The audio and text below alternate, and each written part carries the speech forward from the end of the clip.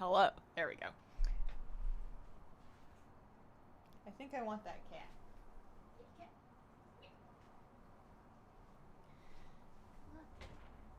Hello. Make sure none of your feet are stuck. How you guys doing? Hello. Lots thanks for the bits. Good morning. Hale just got the Glacial Tidestorm. Congratulations. That's a nice one to cross off the list, especially right before pre-patch. It's about to get a lot harder, huh? Hello. Good morning. Morning, Black Man Deleted. Thank you for the 15-month. Hey, Hazel, how's it going? Have a nice day off. I can't complain. It was pretty good. I didn't do a whole lot, which was the point. It was the dream. I slept a bunch. I didn't... What did I do? Not much. Oh, I made some sweet potatoes because I have been getting kind of frustrated with my lack of meal prepping any kind of vegetables. Like, I can make rice easily enough. So I do that, but then I'm like looking at a frozen little container of rice and being like, well, I have no further ideas. So I like cubed some sweet potato and I threw them in the pressure cooker with like some cardamom and salt and pepper, a little bit of olive oil. And then I had those on rice with like a chickpea sauce. And then I probably should have put some other vegetables in it, but I was tired at that point. I did get a gigantic bag of broccoli florets at Costco, so I'm going to have to come up with some ways to add broccoli to everything, and that might be just steam some broccoli and put it on everything. Raggy Man, thank you very much for the brand new sub. Welcome to the Squirrel Squad. Did you see Evie in one of your shirts in the weekly reset? No? That's so cool. I'm going to have to catch up on that. Pre-patch is a myth. What if there never was going to be a pre-patch and we've all just been fooled? Fools, all of us.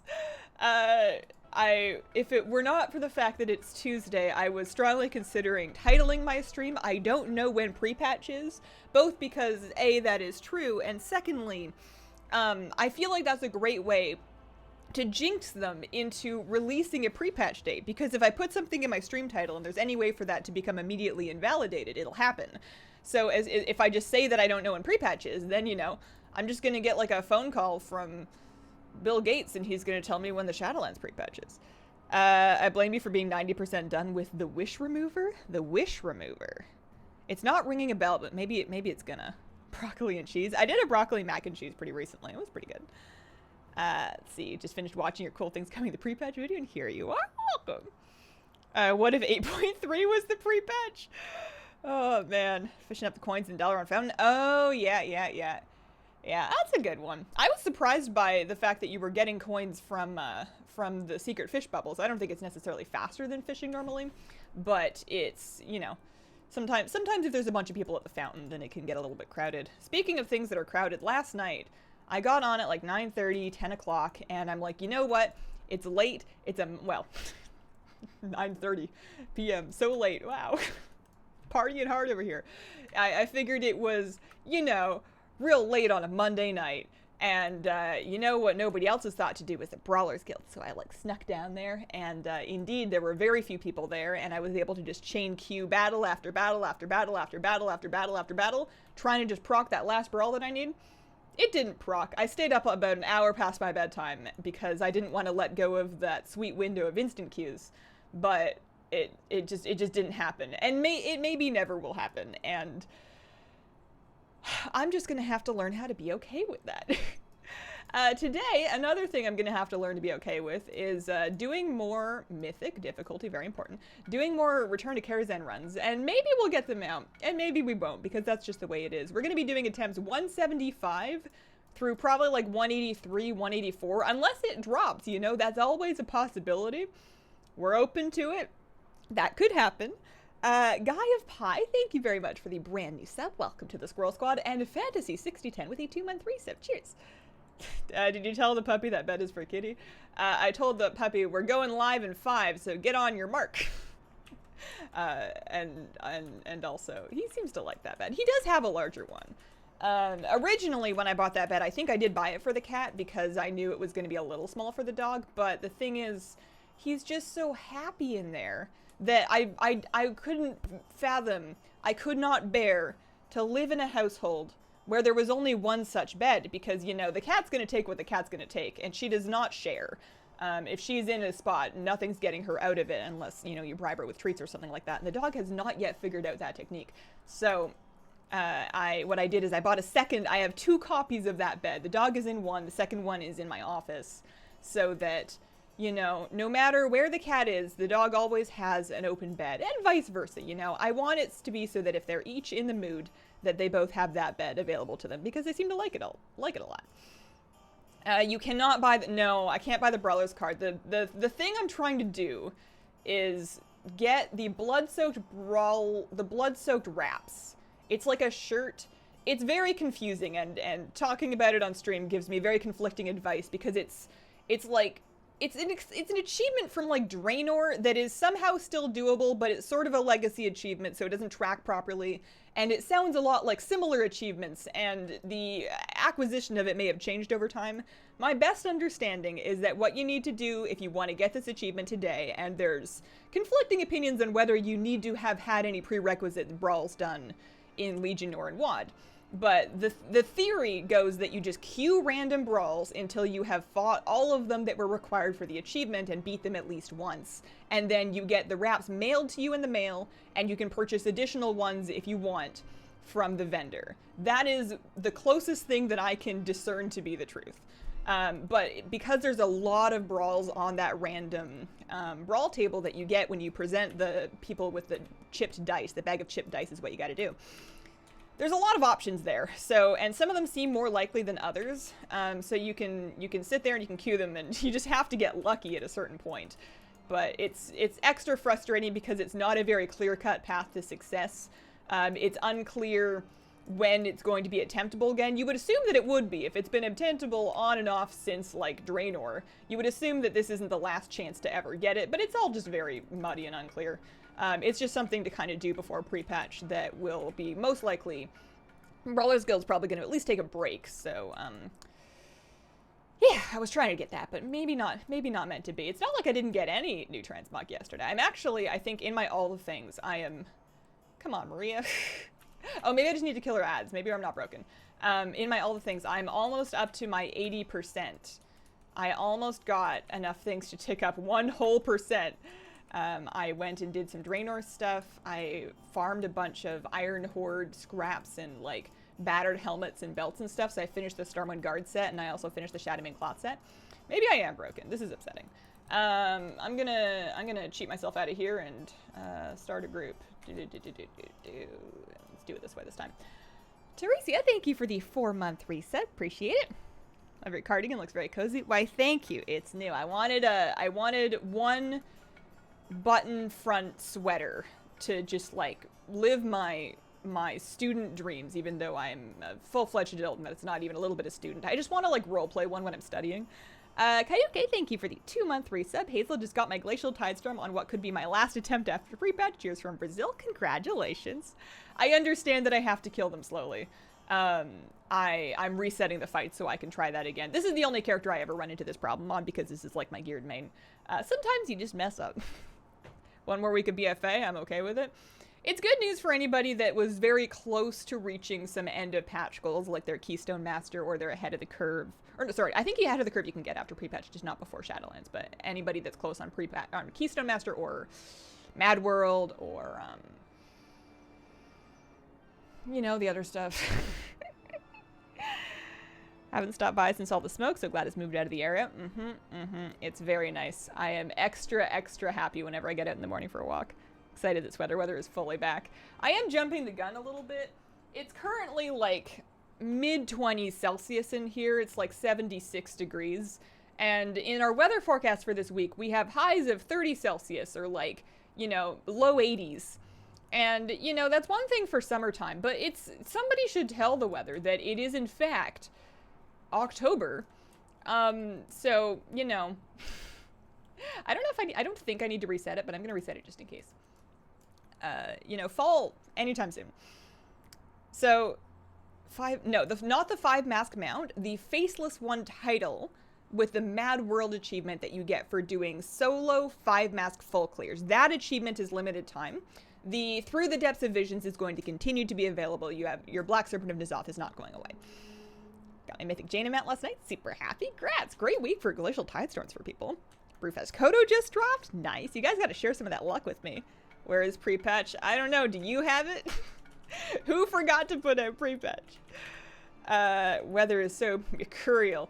It's just, it used to follow some framework of logic, and then whenever it deviated from such logic, it became a topic of conversation, or that's weird. And I feel like it's gotten so out of whack constantly that it's not even notable anymore when there's something really unseasonal happening. I understand it's just climate change. It's just, you know, sad. Blue Rainfall, thank you very much for the brand new sub. Welcome to the Squirrel Squad. Also, G-Gen Z with a brand new sub. Thank you very much. Welcome. Is this the future? It's not October yet. No, but it will be by the end of the week, and we still have 30/mid-80s degree forecast through the end of the week. October is starting on Thursday, which is like day after tomorrow. We're almost there. Would you by any chance care to share if you did anything to your nails this week? I would have loved to share, but I did not do my nails yesterday. I broke a nail. So I've just finished trimming them down and filing them a little bit so that they're nice and short and non-breakable again. I'm going to give them a day or two to really rehydrate. They were getting a bit dry, so I'm just kind of moisturizing them. And then I'm probably going to do them, I don't know, whenever I have time. I'm sad because I look at them and they're just regular hands. And there's nothing wrong with regular hands. Except that when they're all fancy, they make me happy. So I look at them like for the little pick-me-up of, man, at least my nails are cute. And I look at my normal hands and then I'm grumpy. And that just won't do. So I'm going to do them at some point. Do you think they could be delaying the X-Pack? Unlikely. Good luck with the mat run. You're going to get it today. I am 110% best luck. All right, I'm ready. What is super married versus married? I am very married. I am fully wed. Matrimonially complete. I don't know. It's just very fun to say married as though it's not a binary toggle, but like a scale. It's like a sliding scale. On a scale of 1 to married, how married are you? I need to calm down. I'm just gonna whack this guy with my staff, or at least the next one. This is fine. She did engage, so I didn't kill him too fast. But I'm just, or maybe just like a little bit of mind sears. The problem is when you dot them and then it dot crits, and then you're in trouble. So we just gotta get her. Usually, as long as I can get Maria to engage, I don't bug it. Usually the problem is killing Tony too fast. Now they're both back, and now we can finish it. Okay. Goodness gracious, golly gee. Tragicarp, thank you for the 2-month resub. 75% married, 25% chaotic evil. Hazel, did you complete Keystone Master? Yeah, I got my Keystone Master done a fair bit ago. Or not, I guess not that long ago, but long enough. I do have my thing. Keystone Master Season 4, I did that whenever that date is. I'm blanking. I don't remember if Americans put the month or the day first. I guess because the middle one has the 2 numbers, that would be the day. And I definitely didn't do it in May, so that would make that August 5th. I did that on August 5th. Spacing. I blame America. Are you still going to level that undead mage at all now that Scoots in the squad got the Jade Noodle? Oh, right! I need to log on to my Squirrel Squad Druid, and I need to log on to the Squirrel Squad Druid and get the Jade Noodle because the Squirrel Squad just did the achievements. I had never fully thought through that was an option. I knew people were talking about doing it, but in my brain, it just never actually was a thing. So now that it's happened, I should probably go see. I think I can just buy it because I'm the high enough level. I have the gold, and I have the guild rep already, so I would not technically need to level the undead mage anymore. I do still want to level mages, and I kind of want to level an undead, so I might still level it anyways, but because it's not on a server with my other Horde characters, I might not level that one. I might start a different one on Hyjal where I keep the rest of my Horde characters because, you know, I just like to keep the fire with the rest of the fire. 500 Days of Winter, thank you for the 3-month resub. Hi Hazel, good luck on the mount, thanks. Also Mills with the tip, hey Hazel and chat, greetings from Sweden. Hope you're all doing well, got the comfy shirt yesterday, best shirt I ever bought. It is very comfy, excellent. Hazel, why did you cancel pre-patch? We want pre-patch. You ever like, you know, you start steeping a cup of tea and then, you know, other things just start happening and then a couple hours goes by and you realize you have a very cold and extremely strong cup of tea just sitting on your counter. This is my fault. You know, the microwave beeped and I just never took the pre-patch out of the microwave. It's too strong now. We just got to throw it out and start over again. Let's do BFA all over again. Got my comfy shirt. Love it. So I've been wearing it as well. I am I need to look that up after stream. Let's see here. Stay streamer, what's pre-patch? When's the pre-patch with you? Speaking of tea, I made a pot of tea. I at least took the tea out of it, so it's not going to be overly steeped. But I do need to drink it. I finished off one variety, so this is the last pot I have of this particular tea. It's an oolong tea. And I'm struggling to remember anything more I can tell you about it. I got it from China. I got it from Yunnan Sourcing. Spacing. That part of my brain has been repurposed for other information, so I no longer know, but it's delicious. So I want to enjoy it because it's the last bit, but I don't want to enjoy it too much because it's the last bit, and I don't really want to reorder it. I'm trying to sip down my tea collection. I'm trying to finish the tea that I have before I buy new tea, because I don't want to, you know, tea can get stale, you know, it doesn't last forever. It'll last a good long while, but after a while it can kind of lose its potency or become stale, and you don't really want that. So I would prefer to drink everything I have before I get new stuff, so I'm not just wasting any old tea that I might have otherwise enjoyed. I need to do that with my food as well. I was reading an article about how to reduce my carbon footprint, and I was feeling decently good about myself because I drive almost nowhere, and I'm certainly not flying anywhere anytime soon. And I, as a pescatarian, I don't really eat meat. I could stand to reduce my dairy and my fish intake, and I can definitely do that. But I was feeling pretty good about myself, and then I reached the part where they were talking about food waste, and I was like, you know what, this is true. You know, we buy food and we eat most of it, and we don't eat all of it before it goes bad. And I am not fully appraised of the contents of my cupboards. I could do a much better job at fully understanding. Attempt number 175. I forgot to do a drum roll. We did not get them out. Whoopsie-daisy. I could do a better job of understanding the food that I have in the house and, like, you know, come up with a plan to eat it, you know, to reduce some waste. Might be a good idea. Calasir, thank you for the 5-month resub. Anyone else desperately sad pre-patch isn't here today? Oh, I'm sorry. I am resigned. I am accepted. I am but a tiny fish in the river of the world of time. And nothing I do is going to change it, so I may as well just swim and eat seaweed. Algae. Bugs. Yeah. I am getting on my next character, that's what I'm doing. Doing that with candles, gotta deplete the random ones. We put a peppermint tea bag on top of the box of breakfast tea and told our housemate it had gone off. Did they try it?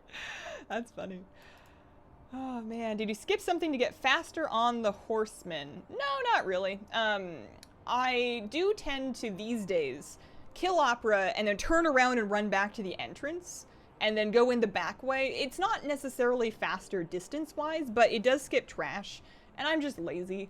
Especially on my undergeared alts. Like this character I'm about to get on, she is a priest. She's alt for now. She may be the main later, but regardless, she's only item level. She's 430 now, actually. I went and got her cloak yesterday. I wasn't going to, but then I did. Just for the item level, you know. It's even like just a 470 cloak, just the stats on it means that you're going to be wearing it for a good chunk of leveling. So I figured if I was in the mood to get it, I may as well. Hazel, do you have Landro's Lichling? If not, I found an old card. I think I do. I think I have both of the Lichlings. That's the Mount Journal. A very generous thought. Yeah, I have the Lichling and the little XT, and then I think I also have the store version of at least the Lichling as well. That's a really cute pet, though. You might be able to sell that for some money. I was about to order more tea, but now I'm rethinking it. Well, just imagine the satisfaction of, you know, fully cleaning the cupboard, and then you could like wipe out the bottom, clean out any tea dust, and then you could plan exactly which categories you've really been enjoying that you want to top up on. You can make a whole thing out of selecting which ones. You could be so organized. It could be so delightful. That's my dream. I don't know if I'm actually gonna live it, but I'm gonna try. It's the same kind of principle as, you know, playing your Steam library all the way through, or collecting all the things, or, you know, matching all of your socks. It's just kind of satisfying. Love the current transmog of this character. Yeah, I'm a big fan of this set. I just threw it on because her old set wasn't working for me anymore. I don't remember why. I need to update the gloves. She just got some 7th Legionnaires hand wraps. I spent an awkward amount of time yesterday. All the things told me that I was missing one weapon appearance. And I should clarify, I'm only collecting appearances that my priest can wear, so I'm not worried about weapons that priests cannot equip. I was missing one 7th Legion weapon appearance. It's the Warhammer, the one-handed mace. And I was missing the dagger, the Sentinel's Crescent. It's an agility dagger from, whatchamacallit, Darkshore. And I'm like, I kill these bosses all the time in my priest. I've never seen them, and there's probably a reason for that. So I look it up, and the revisionist history version of this story is I immediately realized what went wrong and fixed it. But I shamefully went in, cleared all the bosses again on my priest before realizing my mistake. Apparently those items can only drop if you are the correct loot spec for them. So if you want a one-handed mace, you need to be loot spec'd either Enhancement Shaman, Windwalker Monk, or Outlaw Rogue. And if you want the dagger, you need to be loot spec'd either Assassination Rogue or Subtlety Rogue. I realized this a little late, but I got there eventually. So after I figured it out, I took my rogue and I loot spec'd Assassination, went and cleared every boss in Darkshore, nada. I loot spec'd Outlaw, went and turned in the 7th Legion Emissary, nothing. Took the Enhancement Shaman, went and did all of the, took the Enhancement Shaman, I did the Emissary as well, loot spec'd Enhancement, nothing, but at least I know what I'm trying for now. All the things is really kind of life-ruining sometimes. Yesterday, or the day before, recently, this week, I looked at the world boss that was up. It was Tizane last week, out in Nazmir. And I'm like, hey, that has 2 appearances that my priest can use. There's 2 cloth appearances I don't have off that boss yet. I should try to get them. So I go on my priest and I pick up a bonus roll because I'm not really raiding anymore, so I may as well. I pick up a bonus roll for 250 war resources. I go on my priest, kill it, bonus roll it, nothing. And I go, well, you know, it's okay because I have 2 more priests and a mage and 2 warlocks, all of which are eligible for these appearances. And all of which can afford the first bonus roll, right? So I take 2 more priests and 2 more warlocks and my mage. I get all of them a bonus roll. I kill that world boss on all of them. And I got 1 piece of loot. And it was not a transmog, it was a trinket. Out of all of it. So I am not usually one to rail against the cruelties of RNG. And I used to be very zen about what will drop, but, you know, silly me thought that I could exercise power over the universe with my gang of alts. I thought I could outsmart RNG by just throwing more time and alts into it, and RNG is not having that. And she really showed me what was wrong with my thinking. Nils, thank you very much for the gift sub. Storm Petal, thank you for the 3-month resub. Love your content. Why, thank you. And Rytheme, thank you for the brand new sub. Welcome to the Squirrel Squad. Getting very anxious about finishing my Elite Warfront armor. Certain bits just refuse to drop. I can't bring myself. It is kind of tough. There's, the pre-patch gear is a slightly different tint of Warfront gear, but if you're just looking to complete a set visually, then that will help. But you're probably trying to complete it for all the things, in which case, yeah. It's not that you'll never be able to do it. It's, well, actually, maybe it is. Maybe if it's elite, maybe it is. Yeah, that's tough. Sometimes it'd be like that. What world boss is this week? I don't know. I'm afraid to look. What if they have transmog for me again? How do we know which spec we need for a transmog item? That one was tricky. Most of the time, if you're just farming like an old raid or something and it's legacy loot mode, it doesn't matter. Like if I take my priest through Blackwing Lair for the dagger off Veilastraz, which I've been doing, I don't, even though it's an agi dagger, I can still get that with legacy loot. I could not get that if it was a current raid through personal loot, and all the things will tell me that with a little text thing that you can see that says not available in personal loot. For example, this trinket, I don't know why. Maybe I'm shadow, I don't know. But it'll tell you if a thing's not available in personal loot by mousing over it. If you can't see that though, what I had done is I went and looked up the thing. So 7th Legion's Warhammer, 7th Legion Air? What was the exact name of it? I want to show you the Wowhead page so I can show you how I came to this realization. Farbutt, thank you very much for the brand new sub. Welcome to the Squirrel Squad. Try Surfany, thank you for a 2-month resub. Appreciate it. And Jelly Tatsu with a 13-month resub. Thanks, guys. Okay, so center monitor, and then over here. So this is one of the maces I'm missing, right? It is a one-handed mace, which typically priests can use.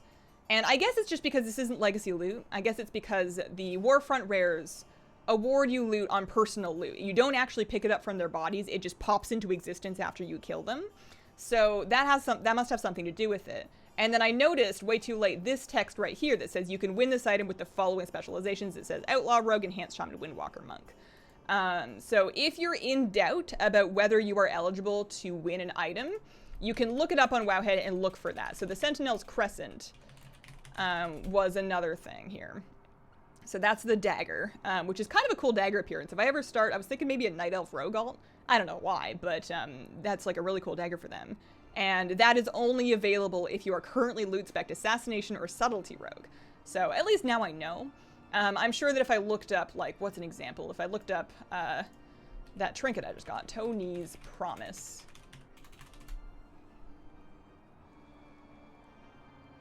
Yeah, that doesn't have any such text, and of course it's legacy loot now, so it doesn't really matter. Okay, did you see in Wowhead that Blizzard clarified the higher tiers of Warlord's crafting gear will be put back in at some point? I did, and I breathed a medium sigh of relief, because I am relieved that that's the case and that there is a chance I may get them at some point. However, I wasn't really, if they had said, you know what, these are actually going away forever, I had already kind of resigned myself to never get them. That was going to be just too much work. Could you look at the in-game journal and check? Well, I don't know that it would show you that. Warhammer. One-handed maces. So this is the item, and it just says quest. That's all it says in the default journal. I can see the appearance. I can see that it's a one-handed mace I have not collected. This doesn't even show me the source.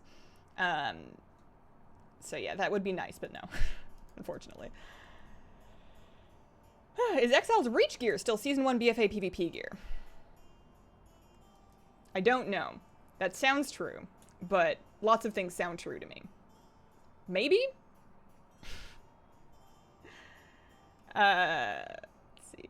You made me remember I need tea. Thanks for the reminder. Offer some strong breakfast tea. Thinking about raid drops and newer ones. It appears what you can loot with your spec. I see. Good luck with Karazhan. Got midnight this German morning, so when you were probably sound asleep, rooting for you. Today could be the day. Quest might mean it's one from completing the Arathi Warfront. It can also come from the Arathi Warfront. Those appearances can come from the Warfront itself, and they also can drop off of the rares. And then the 7th Legion ones in particular can be, like, if you get a 7th Legion, and this would go the same for the Honor-Bound equivalents for Horde, if you get a 7th Legion Emissary cache for doing the Emissary, or a weapons cache, those appearances can be contained there as well. So that's why I was doing the Emissary on those characters with that loot spec, is because they could have spit out those weapons. I did get the 7th Legion axe, but I didn't need that one. I had that already. Garlog, thank you for the brand new sub. Welcome to the Squirrel Squad. Also, Ferox with a brand new sub. Thank you very much. Dark Enforcer with a 6-month resub. Thanks for the Hunter updates and 9.0 content, but do I, as a hunter, need to use all the shots again to be a good hunter, or can I just use the ones I do now? This will depend on your definition of a good hunter and on what the rotation hashes out to be, which I don't know. It is quite likely you will need to use some buttons, at least one or two, that you don't currently use. Kill shot seems like a good bet, as to you will almost certainly need to use this if you want to do strong numbers in Shadowlands. But it'll be an adjustment, but I bet you'll get there. Did you see the WoW parody I pinged you with in Discord? It fits your current collection habits at the moment. I'll have to go and look for that. I haven't been on Discord. Why did I have 2 bits?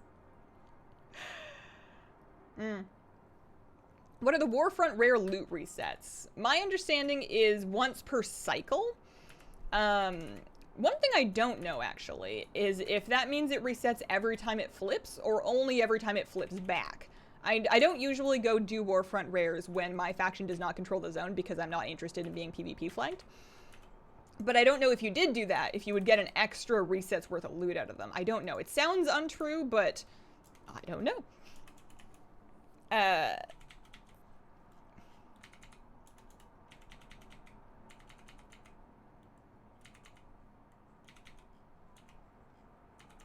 Good luck. Let's see. Warfront's reset when your faction recaptures the zone. Okay, so there's no real reason to go out there if the enemy faction controls it, unless you, like, missed it while you guys had it. I see. That's fine. That's probably for the best.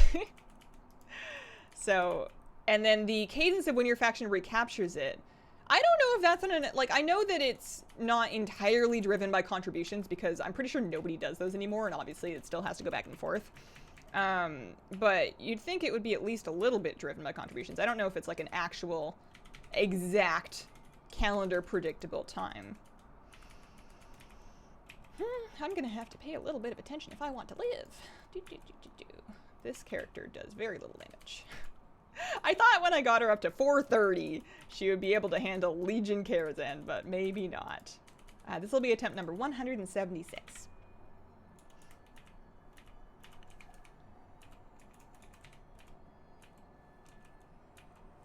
My tab target button's not what I thought it was. Okay. Kitty, wish me luck. No. I got some inescapable dread. Joke's on them. We're full up on that already. Alright, back we go. YouTube algorithm recently showed me your Blue Yeti review from a few years ago. Would you still recommend that microphone? Yeah, it's still a good microphone. It's still competitive. I would still recommend it along with the same setup indications I gave in that video. So definitely get it on a stand. Use a shock mount if you can. You know, don't just slap it on the desk on his desk stand and call it a day. But it is still a good entry-level USB microphone for sure. Maybe not entry-level, but you can get a great sound out of it. I know plenty of high-flying YouTubers and streamers that still use that microphone. There's no massive reason to upgrade if you're happy with it. Lux with the 15 gift subs. Goodness gracious, golly gee, my dude, thank you. Holy moly. Holy moly is right. Congrats to those who got them. Thanks, Lux. What pet are you most proud of in-game? Proud of pets. Proud of. So not my rarest pets. Oh, my Fellclaw Marsul.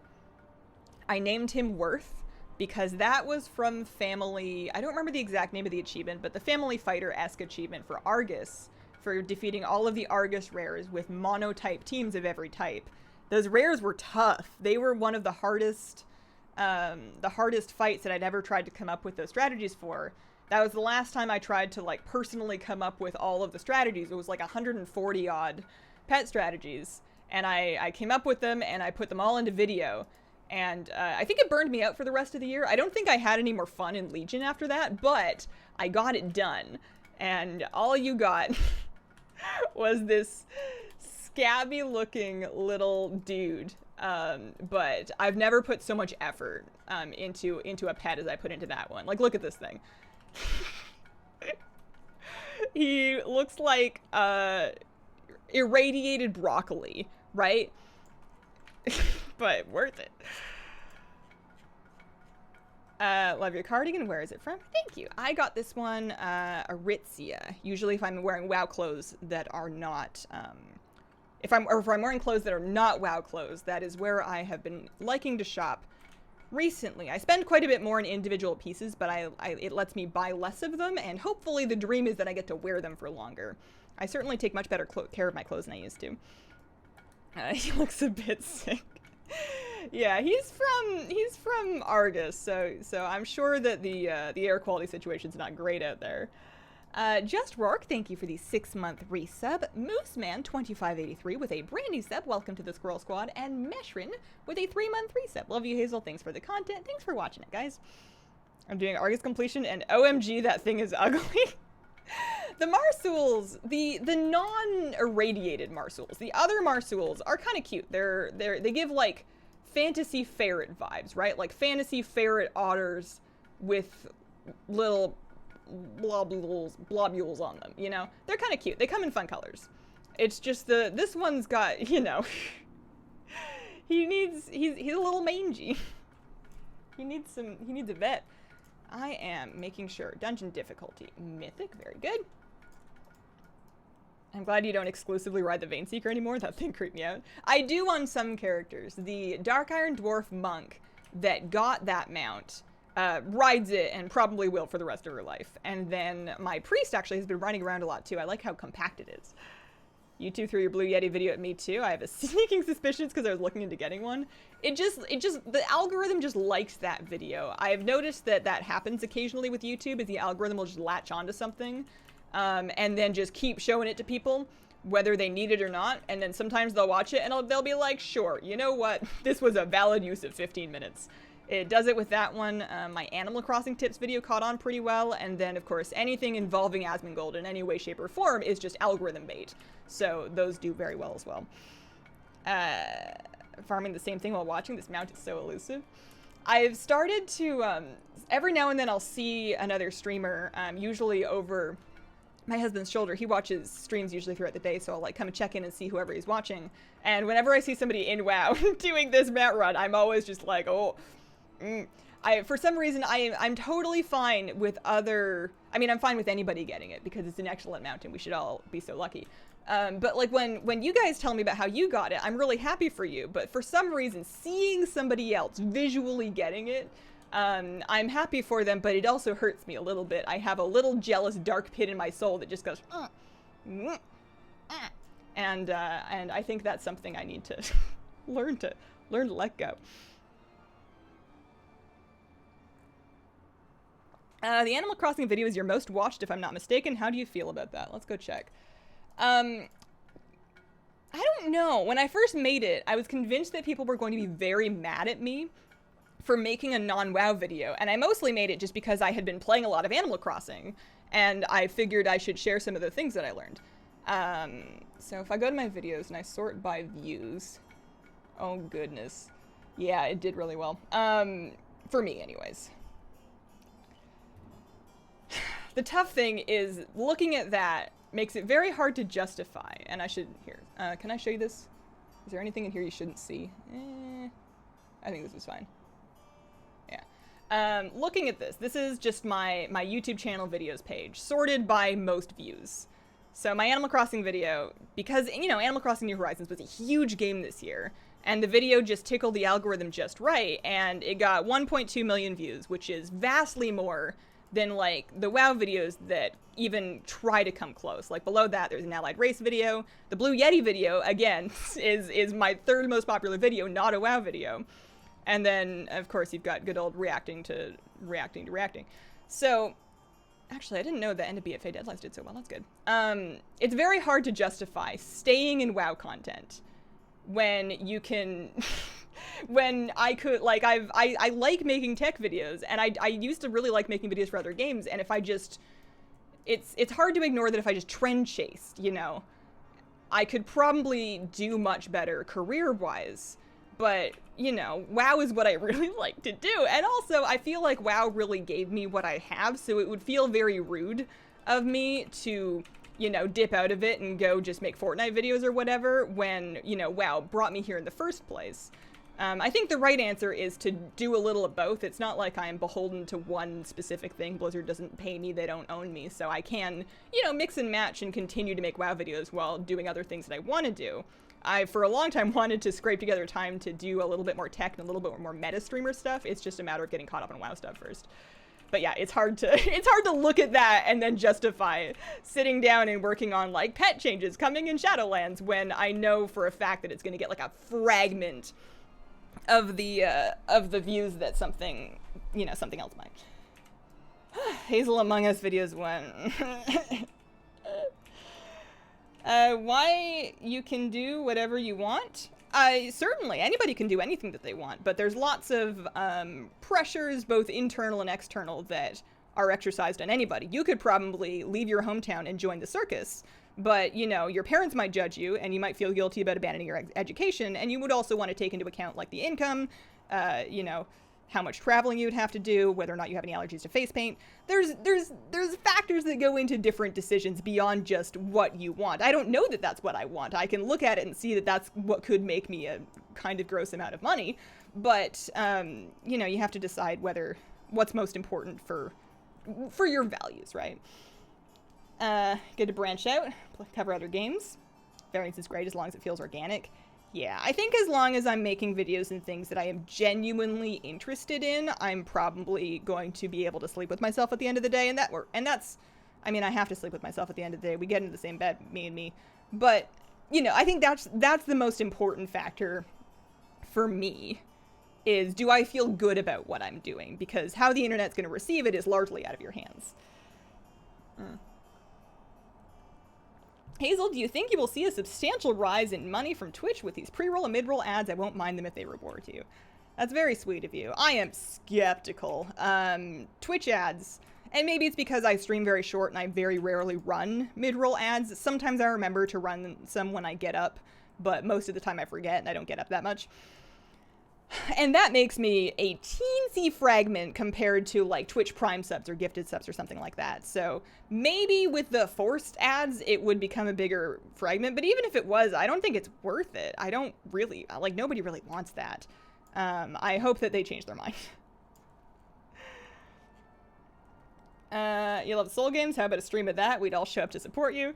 Some of you would. You can't speak for everybody. I like Souls games. I don't know that I like streaming Souls games. I streamed my entire first Bloodborne playthrough, and that was fine, but I was a much smaller stream at that time.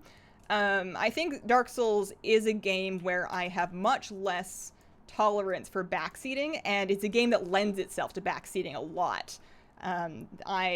In that game, it's mostly a journey between me and myself at learning to accept my own capacity to fail and grow. And that is not helped by somebody telling you what to do better or what you did wrong or implying that you're dumb, which would inevitably happen in a game like that. So I like that game, but I think I'd rather, if I was going to do any more videos for it, I would rather do them video form than stream form. Let's see. I think they're doing is driving people away, which is sad. I am confident that Twitch has data.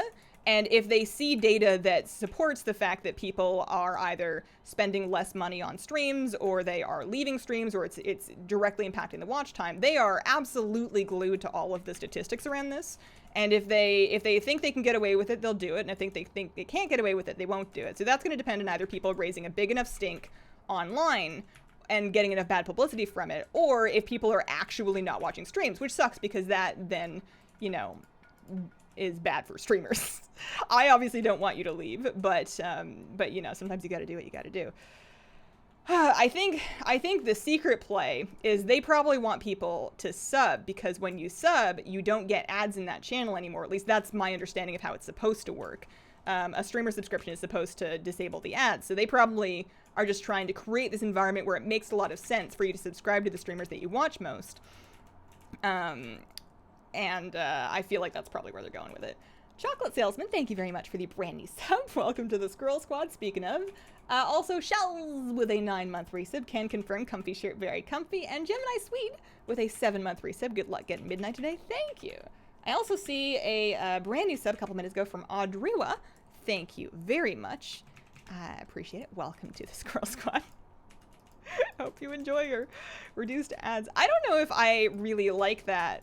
I feel like it adds, you know, if we look at it from the perspective of they're trying to encourage subs on your most watched streams so that you can reduce your overall amount of ads earned.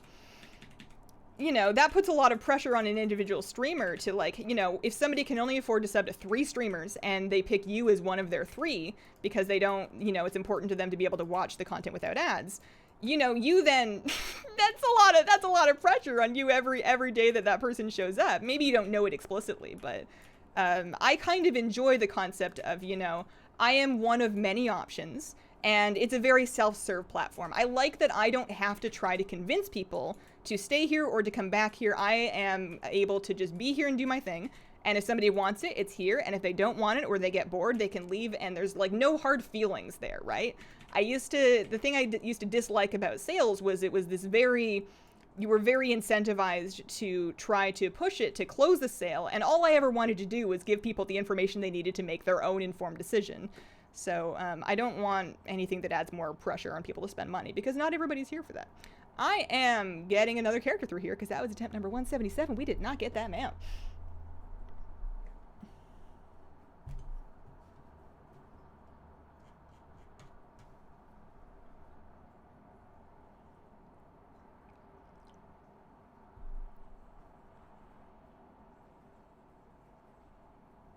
Doesn't it lean more towards people taking turbo? Oh man, my chat's going wild. I think maybe my mouse is stuck. Turbo, I feel like they... I can't say they might discontinue it because that's a baseless rumor that I have no evidence to back up. But they certainly don't advertise it.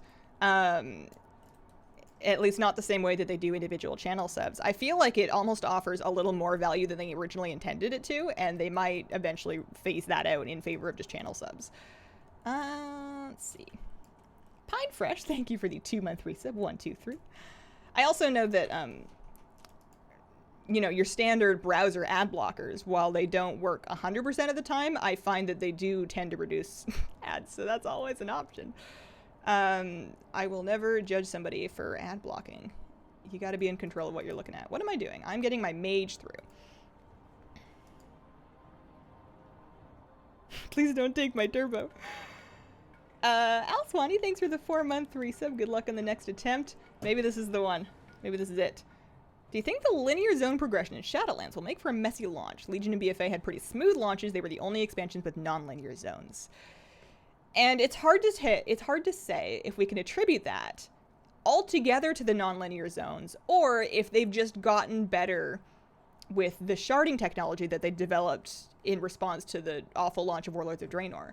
I think that they would not do linear zone leveling unless they were confident that they would avoid at least most of those issues. I don't think you can avoid all of them, but I feel that if they thought they still needed to do non-linear for the sake of not just breaking everything when they first released Shadowlands, they would have done that, I think. I hope. Joker looks like me in my days off. Adblocker crashes all Twitch streams. I have to disable it.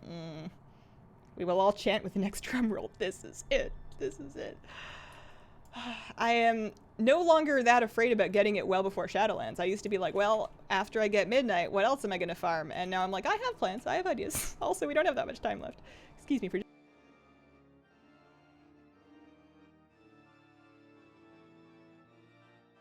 I swallowed a bug. I have just like the tiniest bit of a cough. But I don't think I'm sick. I think I'm just... coffee. Speaking of bugs, I have a horrifying story for anyone who's brave enough to come with me on this narrative journey. Last night, it was late. It was almost 10:30 p.m. I was alone in my office, in the dark. All of the sun had gone down and I had not yet risen to turn on the overhead light. So the only glow in the room was the softly pulsing glow of the monitor as I watched Netflix and queued Brawlers Guild brawls. All of a sudden, a flash! A dark shape zoomed overhead. It was large. It was, most likely, a large bug, but it flew. We have, for context, for reference, we have, oh, I did go do opera, these beetle things, and I always look at the name of them, and I never remember what they're called. They're like forest beetles, forest bugs. They're about an inch and a half big. They're not dangerous. They do not bite. I think they have the capacity to make a bad smell, but they rarely do so. For the most part, they just kind of like walk around, and they're everywhere. They're like rampant around here. So during the season when they're trying to come inside, I'll find 4, 5, 6 of them and remove them outside. They look very gross, but they're not that bad. However, they can fly, and one of the nice things about these is that they rarely do, but this one was a flyer. So it zooms overhead. I screech a little bit because I am not that brave, and I jump from my chair and I crouch because it was zooming like over my head. And then I stand back up, and I felt like I bumped something on my head, but I didn't see it moving anymore. I thought maybe I'd bumped my microphone cable. I thought maybe I bumped my microphone when I stood up a little bit. And I couldn't see it moving anymore, but it was really dark, and I was unsure. So I slowly and carefully walk out to the living room, and I see Mr. Nutty, and I say, are you busy? Can you help me with something? And he's not that busy, so he agrees. And I say, I need you to check my head and see if I have a bug on my head, because something had hit me, like right here. And I didn't know where it went. I figured I was just being paranoid. You know, it's late. You're kind of jumpy already.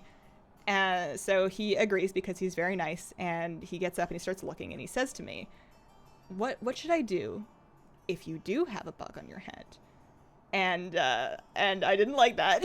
And I was like, just don't tell me until after you've removed it. Remove it first, and then tell me. And then he touches something, and then he jumps. And and it flew at him. There was a bug on my head, and when he tried to grab it to take it off, it like dived him in the face. And he goes and gets our special bug cup, and he manages to catch it and escort it outside, and then I had to sit and stay awake for a further 30 minutes because I was not okay. I had assumed I was being really paranoid, and I was just doing like a kind of cute thing of like, honey, can you check if I have a bug in my head? I did not think there was actually a bug in my head, and I'm deeply upset that there was. We do have a bug cup. It's like one of our regular drinking cups, like a big resin acrylic one, so it's not breakable, and it is in a color. Like, when we originally bought those cups, they came in a bunch of different colors, and I decided the red one was for bugs, so we don't drink out of red ones. We just have the one. It stays under the sink. Hazel, I'm an entomologist. If you take a pic, I can identify it for you. I've looked these up, like, half a dozen times. I just forget all the time.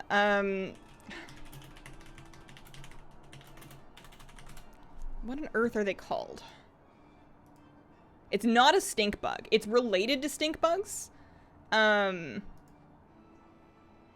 Emerging pests in the Pacific Northwest.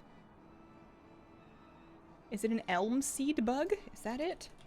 Elm seed bug. Yeah, that might be it. Maybe? I won't show it because I know not everybody's cool with bugs. Yeah, I think it might be an elm seed bug. I don't know if these are big enough, but that's basically the gist of it. Not quite. Something very close to that.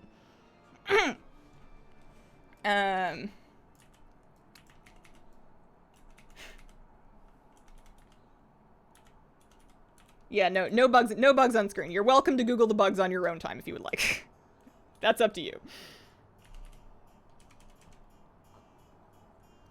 I'm just glad that they're not dangerous. They don't really transmit disease. The worst thing they can do is they like to eat wood, I think. So if your buildings are not properly sealed, they can do some damage.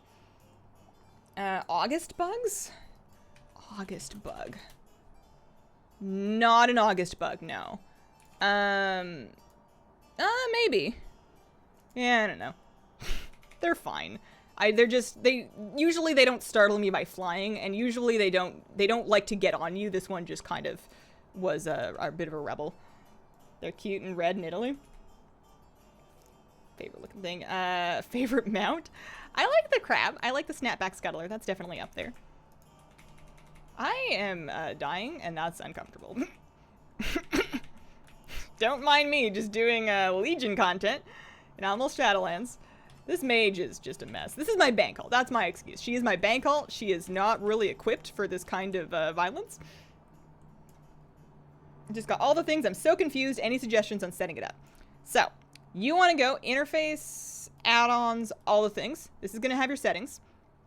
Lux was the one that really helped me with this. But basically, I said that I only care about my main because that's something that I do. It does not... It pretends that I earn appearances that are not... or shared appearances, not locked by a different race or class. I guess I still don't fully understand what this tooltip is telling me, but basically what you want to do is if there's a thing that you're not interested in collecting, then uncheck it. And I would go one step further and say, if you're not interested in collecting something right now, uncheck this. I may one day work on achievements, I may one day work on quests, but I was getting too overwhelmed with all of them, so I unchecked those so they don't show up in all the things. I also told it, let's see... I told it to filter unobtainable items, so I have basically everything checked in the unobtainables tab because I don't want it to show me something if I can't get it. So I have all of those checked, which hides them. In interface, I disabled a bunch of things in tooltips. I can't describe to you exactly what I did or why, but if you want, you could screenshot this page or find it in the VoD and screenshot it, just to use this as a template and then kind of adjust it as you need to. The other thing that I did... What was it? I made it not spawn. I made it not show up. The window doesn't show up when I first log in. I don't remember where that feature is, but there's a way to turn off the window automatically showing up when you first log in. I turned that off. And then in interface add-ons keybinds, or pardon me, interface keybinds add-ons, very important. I added a keybind for toggle the mini list because that seems to be nicer. The mini list, when you open it up, is just going to show you the current zone that you're in, for the things that you say that you're tracking. So I can see for the things that I'm tracking, I am 91% done, return to Kara. I'd still need Midnight, and apparently my mage could still use a hood off of the Mana Devourer boss if she wanted to. One thing that occurred to me when talking about all the things is people will ask me for my all the things percentage, and I was very proud of my 80% because it seemed very impressive. But it occurred to me that I don't have everything tracked. Like, if you go into all the things and you're like, I want to collect literally everything, then your percentage is going to get much lower because it's adding many more things to your pool. My percentage is only 80, or 75 on this character. It's 80 if you log into my priest, because I'm not choosing to track achievements and quests. When I turn those things on, achievements only brings it down to like 75. I have a good amount of achievements, but quests brings it down to like 50 because there's apparently a great deal of quests in this game I've never done because it didn't seem like a collection-y thing to me.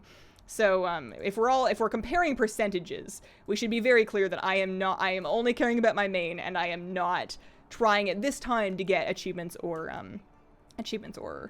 quest done. You can always retick what you untick. This is absolutely true. This is absolutely true. I may one day tell it to make me worry about appearances and, or not appearances, achievements and quests. I'm just not ready for that day just yet. I finally get to be one of the fabled. I finally caught a live stream people I hear about on VoDs. You made it. It tracks absolutely everything you can imagine. It really does track all the things. Do you see what Blizzard posted on the pre-patch for it's ready when it's ready, they said? I mean, I did not see that. Here, I will look it up so I can see the actual wording. But, I mean, that sounds true. Warcraft devs, I would imagine, right? Let's see. No, nothing there. Tweets and replies, maybe? No, nothing there. Where, they deleted it? World of Warcraft?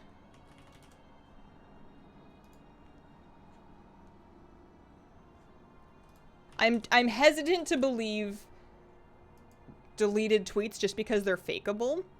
It's not that it couldn't have been done. It's that, it's not that it couldn't have been done. Oh, the tweet. Okay, I see they deleted it. Oh, I see. All right. So here's what we're looking at.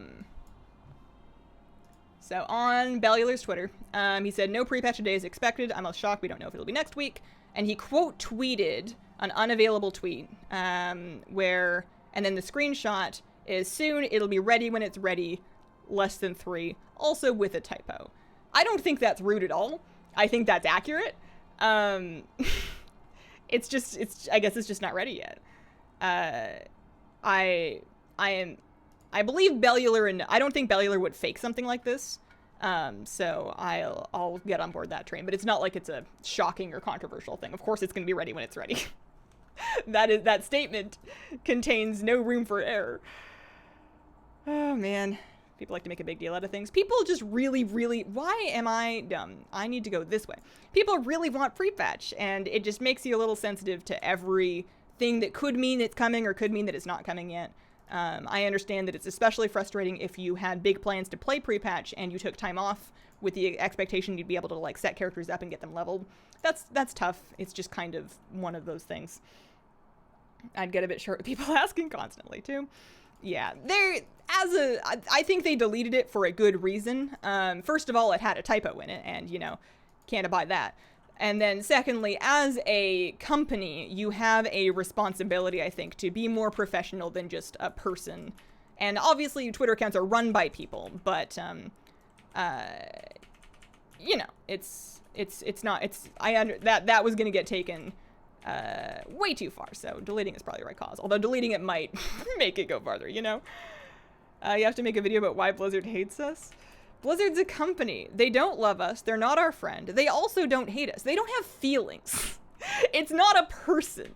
It's a company that is trying to make money, and that may be done with a long-term or a short-term mindset, depending on pressure from shareholders. But at the end of the day, it's not because they don't like you, or they hate you, or they think your dog's ugly. It's because of, you know, it's a company.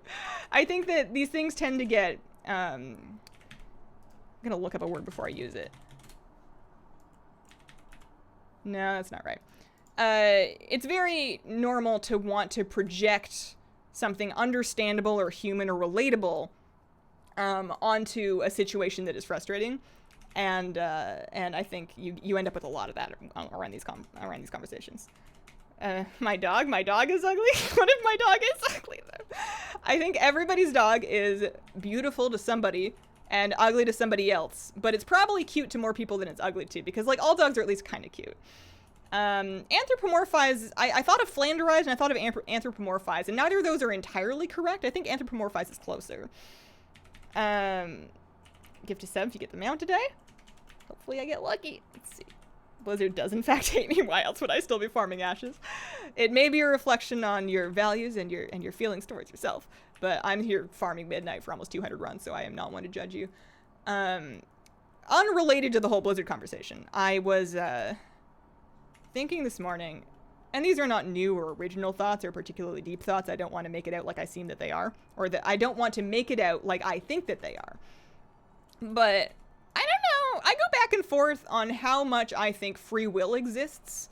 I was considering my own thoughts and stances on things and the motivations and values that drive my own actions, and how, you know, I'm sure some things are a product of your genetics and some things are a product of your upbringing and your experiences, but that the only way for me to truly exercise free will in a vacuum, completely absent from any influence from my, you know, experiences and upbringing and all those other things, would be to just do things completely at random, which isn't, you know, you don't, just for the sake of free will.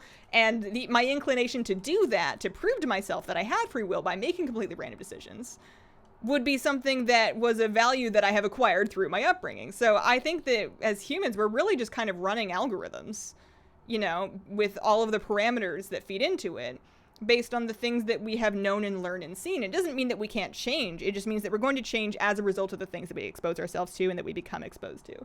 Oak Shatter, thank you for the 4-month resub. Appreciate it. Percolate with the 16-month resub. Thank you very much. We also had Sinfire with a brand new sub. Welcome to the Squirrel Squad. And Jay Keller with a 4-month resub. I don't know about free will, but Free Willy not only exists, but has sequels. I feel like I watched that, but when I was too young to understand it, and now I don't remember anything except for being sad about whales. I've always kind of wanted to meet a whale, but then been at the same time upset that the whale will not really understand me. The whale may be smarter than me, and that may, I don't, like, I will never be best friends with a whale is what I'm trying to say here. Hooray for determinism.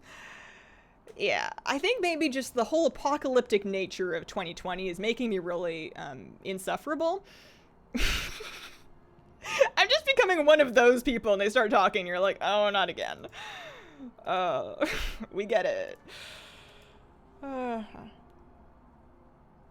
How concerned are you that Shadowlands will release with a lot of bugs and issues? Not very. Shadowlands will release, and it will contain some bugs and issues, and some of them will get fixed, and some of them will get fixed later. I will probably play it and have fun regardless.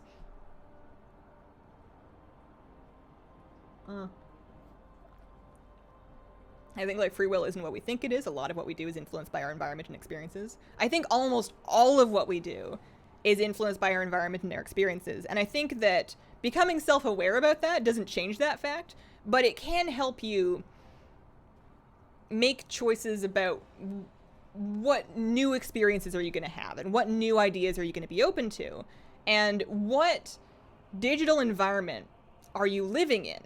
Because the things that we expose ourselves to, either, you know, by choice online or the things that the algorithm suggests to us, will have an impact on us, just the same way as having, like, you know, your family think or talk a certain way around you might influence you. It doesn't mean that you'll agree with them, but just having been exposed to them in the first place does make a difference. Philosophy stream hours. It is a little early in the morning for this.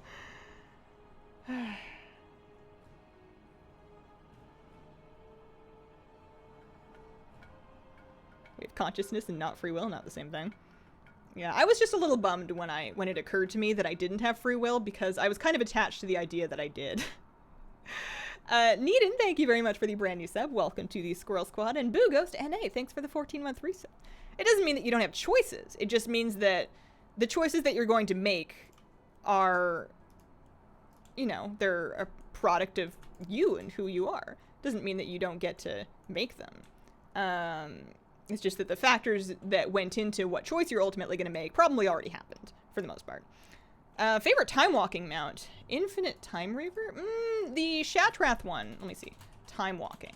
The Shatrath Eclipse Dragonhawk, very pretty. I was thinking of using that as my priest's main flying mount because I just kind of liked how elegant it was. But Infinite Time Raver, I think, is up there just because of how rare it is. That is the Elite Druid set. Thanks for noticing. If you ever feel dumb, just remember that truly dumb people don't worry about free will. Yeah. Well, I don't know if I believe in dumb people anymore. Right?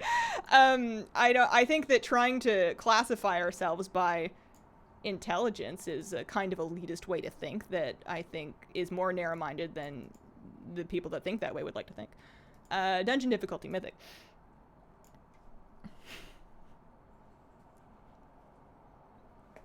How rare is the Infinite Time Raver? I have it and have no idea how rare it is.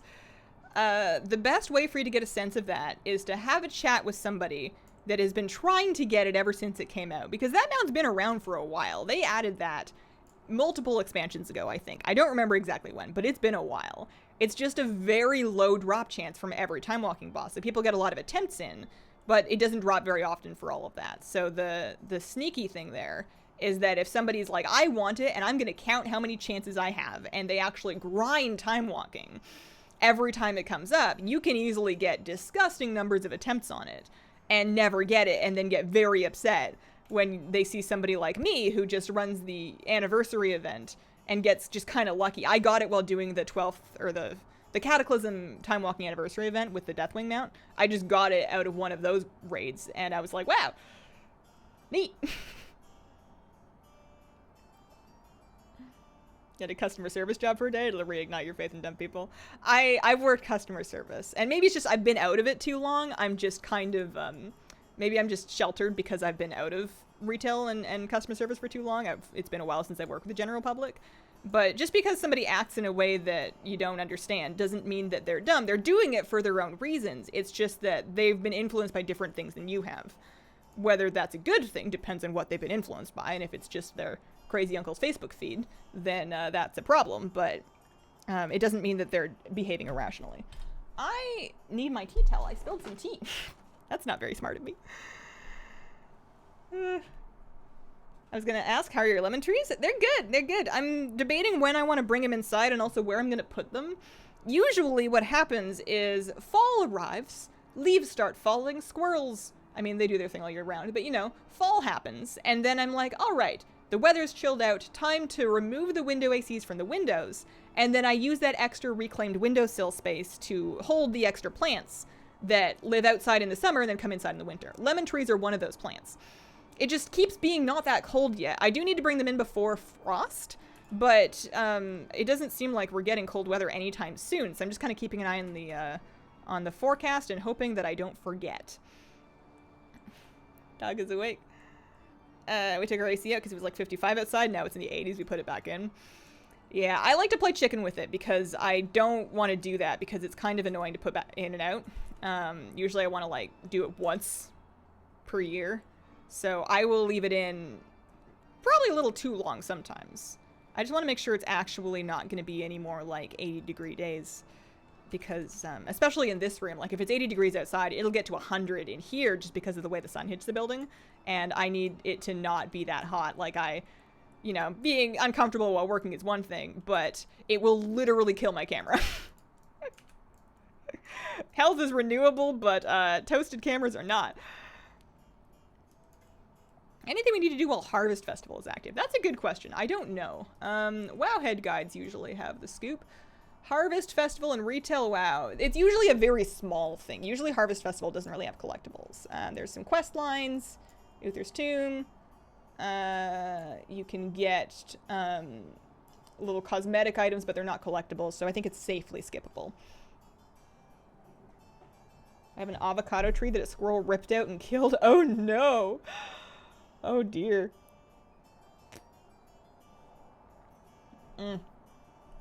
You should 1v1 Asmongold on 3 will. Thoughts and addiction makes folks... I see. I have no interest in debating anybody because I'm not good at it, and I am content to think what I'm gonna think and to peruse other people's thoughts to potentially expand my own on my own time. But I don't want to try to talk anybody into my own way of thinking, and I don't want to be talked into somebody else's way of thinking. I want to do it with so much separation that we're not having a conversation. I want both of us to write articles and then peruse them individually with nobody watching, right? Like, I'm not confrontational enough, and I feel like the confrontational setting makes me very not open to new ideas. Because you don't want to lose, right? Like, you're competitive. If you're in a debate, you want to win, which I think is contrary to the spirit of actually listening and having the capacity to learn or change your position. If you don't have that, then it's just two people yelling at each other and people cheering, and that's just unproductive. What's your opinion on the voting mount results? A tragedy. No, I just wanted the caterpillar, but I will be happy enough with the trees. I need the Brewfest Tower, but I slacked the entire week. You can get it. You got it. I believe. Could have temps in the 50s for the next week. I am happy that it's been cooling down at night. I wore my flannel pajamas last night. They're matching. They're purple. They're plaid. It's very cute.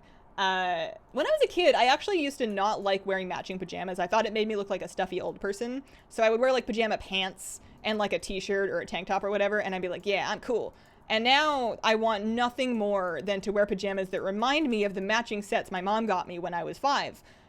So I have a pair of pajamas. It's like cats on the pants, and then the shirt says, I'm just kitten.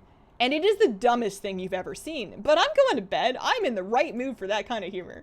I love cute matching pajamas. Anyways, I got to wear my warm ones last night because as long as I open up the window, turn on the fan, it's cool enough.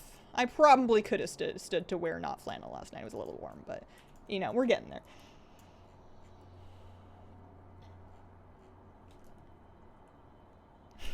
Matching pajamas.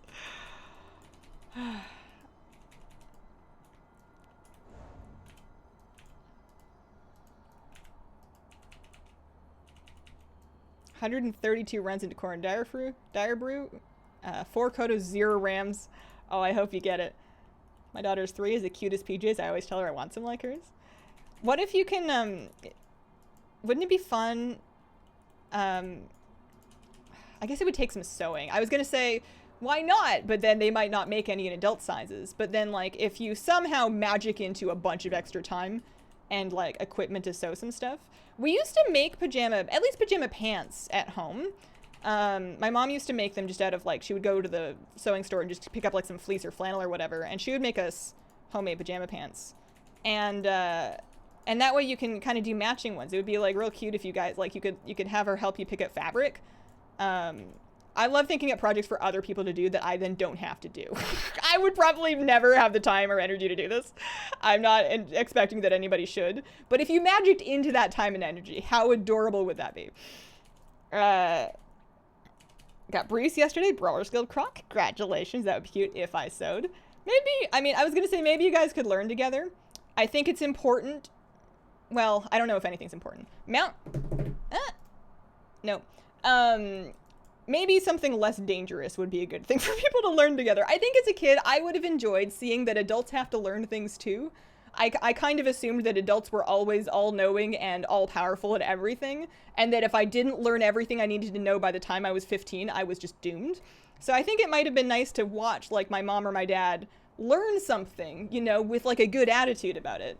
But maybe something with less stabby bits, because sewing needles hurt. I am incapable of sewing without making myself bleed by accident. Although I should learn more. I can hand sew well enough. What I really want is I really want to be able to mend my clothes, because I don't want to just replace something every time it gets like the tiniest little bit of a hole. I would rather, you know, get clothes that I really like and then fix them if anything happens to them. Not that very many things happen to them, because, like, what am I doing? My mom got my daughter a sewing machine when she was 7. She was able to use it pretty quickly. I still can't. Oh, man. It's one of those... I used to be able to use a sewing machine, but I was never very good at it. My sister was always better. I broke needles all the time. Okay, I'm gonna see if I can buy, Green Noodle. Wanted to learn when she's a little older. Yeah, I think that might be a little young for sewing. I wish holes in clothes was a fashion. Oh, have I got the news for you. My wife and I have 2 sewing machines already and a 3rd marked twist and a wheel, so we'll have the hardware for learning at least. Part of me wants to really learn how to sew, and because it sounds really fun to make at least your own like pajamas or like aprons or stuff like that. But then the other part of me is like, I would be buying so much equipment for like 5 articles of clothing, and that's just not very sustainable because I'm probably not going to make all of my clothes forever. I'm not going to be that skilled, and that's fine. But I don't know. Brad WR with a 3-month resub. Appreciate it. Also, we had Morgash with a 3-month resub. Happy to be back with WoW and with Hazelnutty Games. And Cells had a brand new sub. Thank you very much. Welcome to the Squirrel Squad. Hazel, I got Mim's head as I was watching your video on how to share Old World lockouts. Congratulations. The more I watch Hazel's stream, the more I realize my wife must be Hazel's long-lost sister. I have a sister, but I don't know if I would describe her as long-lost. It would be very funny if you were somehow my brother-in-law and you just hadn't told me yet. I don't know if he's much of a Twitch watcher. I do know that he whittles. I am going to check to see the vendor. Hand sewing, surprisingly durable, easy to learn. You just have to have the patience. I can hand sew up a storm as long as nobody cares about how neat it looks. That's the thing. It always looks, I think I'm missing some fundamental knowledge about how to make it look not messy, but I can, you know, I can patch it back together. That's all fine. Hardest part of sewing is learning to use patterns correctly. The machine wasn't the hard part for me. I used to just, I was too confident, I think. I would come up with my plan and I would pin everything out and I would slice up my fabric and then I'd go, oh no, I've done this wrong. And then I would try to make it work anyways when I like didn't leave myself enough seam allowance or something like that. I haven't tried in a long time. I don't know if I'm eligible. Or if that's the Reigns of the Thundering Jade Cloud Serpent. It's just that easy. You guys. You did the whole achievement. Like a special thing. I mean, I know you did, but like, for some reason, I still didn't believe that would just work like that. Aw.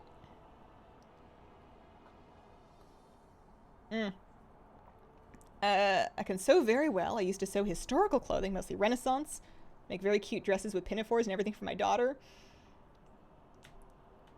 That's so sweet. That's so lovely. I tried to sew a hole in a sweater one time while hanging out with my diabetic grandpa. He laughed his rear end off. Oh, you pricked your fingers more time than I ever had to. You know, the important thing is that you try, right? Right, what just happened? So, I got my Reigns, here, I'll write it. I'll write it. Reigns of the Thundering Jade Cloud Serpent. It's for a guild achievement that I have never been a member of a guild that had done it.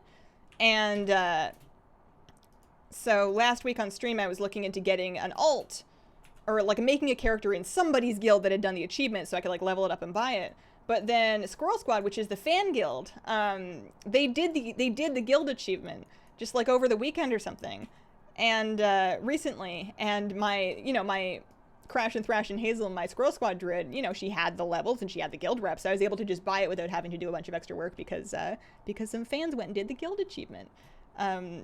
And I'm sure they didn't do it just for me. I'm sure there's plenty of people that needed it, and it's great that everybody can buy it now. But also, a good source for anybody just on Lightbringer. Squirrel Squad is, you know, pretty much open invites, and as long as you're not causing a bunch of problems, you know, you can certainly come in and level a character and get your mount on Lightbringer if you want. You might make some friends. The fix was ugly. My girlfriend at the time took one look at it, pulled a thread, and unraveled the lot. Oh, man. So when I'm sewing, I make a lot of knots on purpose, you know, like to tie off each end of my whatever I was sewing. Seam, I guess. I don't know. I make a knot at the beginning and I make knots at the end. But like, I went to home ec class. I took a class on sewing.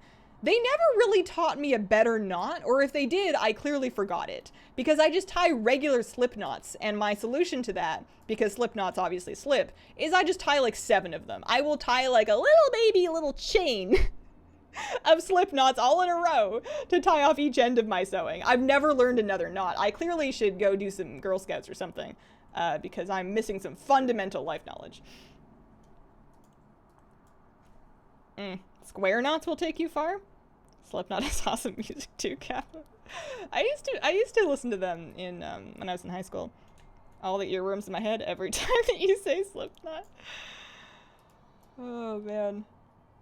I have to buy that mount next time I log in on one of my Scroll Squad characters. Husband is a former Marine and gave me a whole lecture of knots because he couldn't stand watching me tie knots my way anymore. My logic is that the day that one of my admittedly awful knots fails me, I will accept my loss and learn a better way. But none of my knot applications are really important or stressed enough to ever undo any of my admittedly awful knots. So I've never had a problem. This has never, my strategy of tying 7 slip knots in a row has never come back to bite me. I've never had that unravel on me. It always works. When it stops working, I'll stop doing it. Kind of music do you listen to usually? These days, I am all aboard the K-pop train. I don't really follow, like, the whole industry or anything, but I listen to a lot of K-pop music. I've had this new Super M album just came out, so I've been working through that. Not any need to know about knots. I'm sure some people need to know about knots. It would probably do me some good to learn at least one decent one that's, you know, kind of all-purpose. Also, what is my dog doing? It would probably do me some good to learn one good one that I could use instead of a string of 7 slip knots.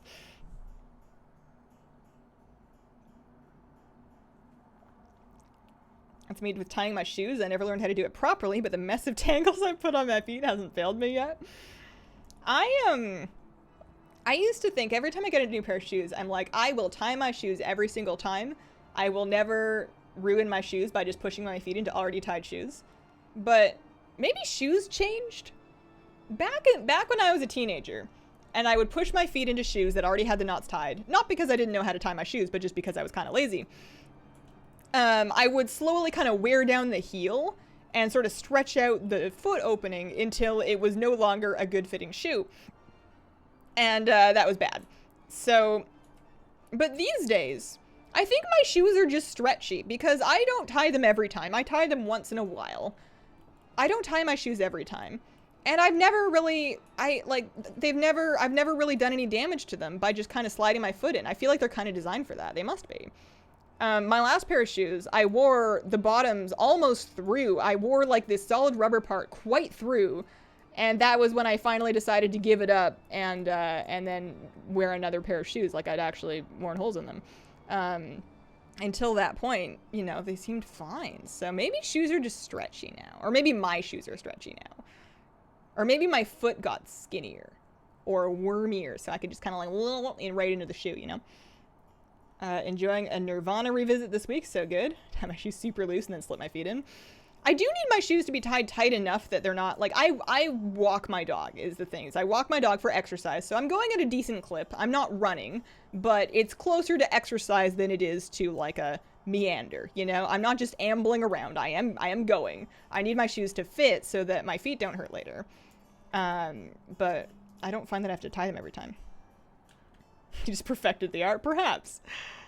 It drives my husband nuts. I put on shoes. I get super attached to them and wear them long past when they're worn out. He gets mad and always tells me we aren't poor. I can buy you new shoes. My mom used to get like that with me, actually, when I was a teenager and a kid.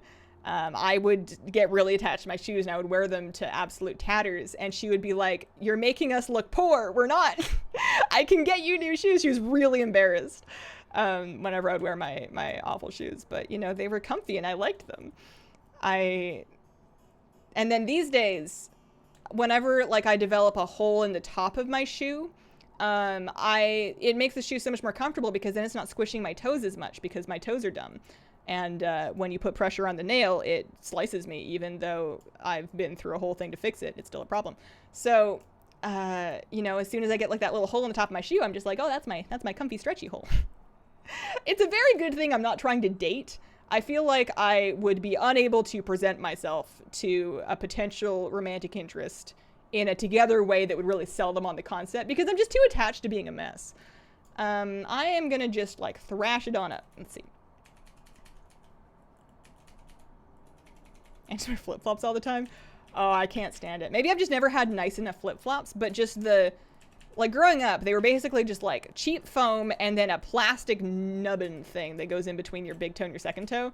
And that would, like, give you blisters. That was really uncomfortable. Plus, they, like, slap on things and they get caught on things. And you get sand and you get dirt in them and you get bugs in them and blah. And then, you know, there's, like, the nicer ones that have kind of that more, like, Birkenstocky sole. And then, like, fabric in between your toes. But it's still something in between your toes. I don't know about all that. I tried. I need them to connect to my heel. Otherwise, the flapping situation's not my favorite. Attempt number 180. No. That slight lag on the loot window spooked me, but that wasn't what was needed. I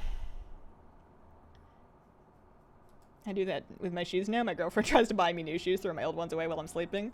The one conceding factor I did make towards looking presentable with my shoes is I do wash my shoes now. Even if they get holes in them, I will make sure they may be tattered, but they're not dirty. I will clean them if they're really dirty. And then, actually, it's really fun. You get, like, some Scrubbing Bubbles bathroom cleaner, and you get, like, some scrub brushes, and you get, like, a bucket, and, oh boy, that's fun. But I do that, and then I bought myself a pair of shoes that are my nice shoes. They're not fancy shoes. They're not dress shoes. They're a regular pair of shoes, but they're not athletic shoes, so I don't wear them to walk the dog. So if I'm, like, going to, usually the dentist is the thing, because I get very self-conscious about my shoes at the dentist because your feet are, like, up on the dentist chair, so your shoes are kind of, like, up into the realm of consciousness, like they're in aggro radius of the dental assistant's eyes. So at that point, I feel more embarrassed if I have, like, tattered, you know, athletic shoes. So at that point, I wear my nice shoes, which are just regular shoes, but they're clean because I only wear them to the dentist, or, like, I don't know, if I ever went to a restaurant, I would wear them, but I'm never going to a restaurant again, I guess, so it doesn't matter.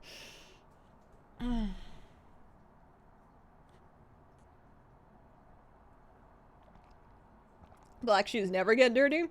I don't know if I agree. Gotta guess psychic scream on the dentist then. That's just as soon as they start doing the gingival pocket measuring, subgingival pockets. They, you know, this little sharp thing to, like, measure how bad your gums are. Floss your teeth, kids. Dungeon difficulty mythic. There we go. Imagine having dentist shoes. Well, they would also be for other places if I went other places. You know, I wear them to the tattoo parlor now. Now that I'm getting occasional tattoo appointments, I'll wear my fancy shoes there. Same thing. Actually, there are a surprising number of parallels between the dentist office and the tattoo parlor. It's like kind of the same thing. You go in, you make small talk, you lay down on your back, or at least I do for this particular tattoo, and somebody just hurts you for a couple hours, and then at the end of it, you pay them a lot of money.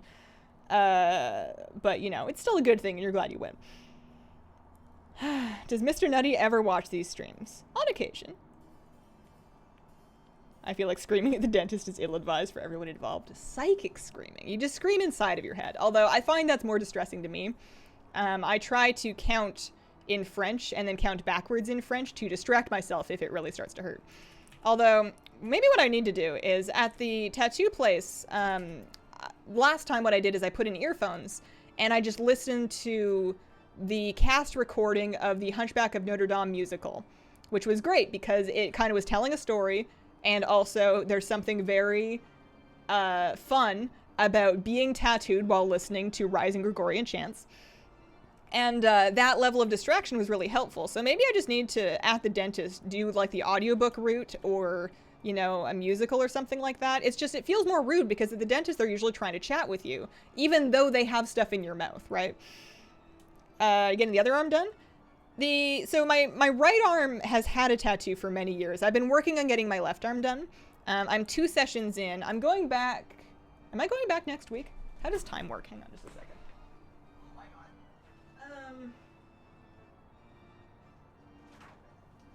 Yeah, next Monday, my next day off is going to be a really not relaxing day off because I have to go to the dentist and the tattoo studio. I'm going to have no pain resistance chemicals left in my body. Yeah, I'm going back next week for my 3rd session on it. But yeah, I've been working on it. If it hurts often, they can add more anti-pain medicine. Anti-pain medicine. At the tattoo or the dentist or both? I don't get it at either. If I was getting like a root canal or like dental surgery, then they'll anesthesize me. I don't know how to say that word. Anesthetize. But for just like a cleaning or a gum measuring, they don't really do that. Or at least not here for my dentist. I'm sure every dentist is different. Generally, I don't want the anesthesia unless I'm getting something serious done, because it ruins my ability to stream and or record for the rest of the day, because it takes forever to wear off. And also, I'm really afraid of biting my tongue or my cheek while it's frozen, because that's a real risk. And I hate not being able to feel where my mouth is in my mouth. I don't really speak French. I took a lot of French classes. I studied French a long time in school, but I've been out of it too long. I no longer speak French. I can kind of follow along a little bit sometimes. Not scared of the dentist. I have a phobia of getting shots because of childhood trauma and Russian doctors. Oh dear.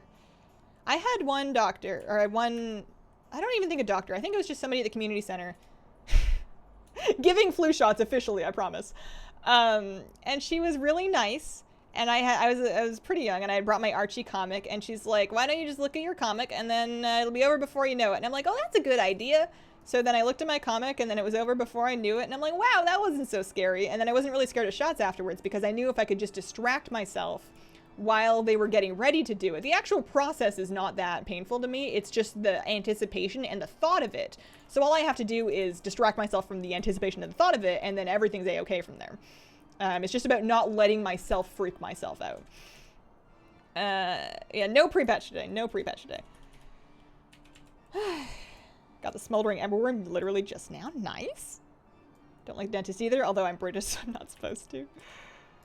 I always look straight at the needle and scream inside. Oh no. I don't even like watching other people. Like whenever there's a scene in a TV show or a movie where somebody's getting a needle, I don't like looking at it. I've had a fair few of them, and then I get tattooed, so it's not like I'm new to needles. Especially if needles are giving me an anesthetic, I feel like that's a much lesser evil. Like whatever pain that you're gonna have from them, like when I had my my partial nail avulsion done on my toe, they give you an anesthetic via a needle to your toe, and that's unpleasant. That's kind of unfortunate, but you know that you're gonna want the anesthetic for that, so it's, you know, you're on board. Skylux, thank you for the 4-month reset. Appreciate it. As Blizzard said, pre-patch soon. It's ready when it's ready. I guess I should be more understanding. I just don't understand where the sentence, it's ready when it's ready, is upsetting to people. It just seems like obviously that's true. It can't be ready before it's ready. I don't know. I don't know where people, I mean, maybe nobody's getting mad. Maybe everybody is just kind of, maybe it's just funny. I don't know. It just seems like some people are getting a little upset about it. And I guess you're valid to be upset about whatever you're going to be upset about. It's just, you know, of course it's going to be ready when it's ready. If it was ready, I'm sure we would have it. I don't think they're keeping it from us to be mean. To brush us off feels jaded. I guess so. I don't really get that from it, but everybody's gonna have their own perception. Well, yes, and that will be when. I don't think they know. If they knew, they would tell us, right? If they knew, they wouldn't say it'll be ready when it's ready. They'd say it'll be ready on X date. I am firmly of the belief, unsubstantiated, I don't know anything, but there's something up in the air that if they can get it done, then they'll get it out sooner. And if they can't figure it out, then it'll be later. And until they solve for whatever is holding them up, then they don't know when it is, so they can't tell us, which I'm sure is just as frustrating for them as it is for us. I don't think that this is what anybody wanted to have be the pre-patch rollout. I don't know if this was in the plans, so I'm sure that they're maybe not as frustrated as all of us, but I'm sure that they are stressed as well. I am personally glad that my job does not involve fixing it or figuring out why. My job is just kind of waiting, and I can do that, you know? I got stuff to do. I got things to collect. I got a cat. She takes up some time. I have some dishes I could probably do. This morning, I went and put a bowl in the dishwasher, but then I realized the dishwasher was still clean. I was like, oh no. I said a much worse word than oh no. But, and then you have to like try to decide which dishes got contaminated by the one that you put in the sink. And before no pre-patch, just straight into Shadowlands. Oh man, why can't they tell us that? Isn't it implied? I guess maybe they could be more transparent about what's holding it up. But generally speaking, the more information that they release about why something's not going as planned, the more ammunition people have to just write, you know, clickbait rage articles about it. So usually, I feel like less is more is probably done for a reason.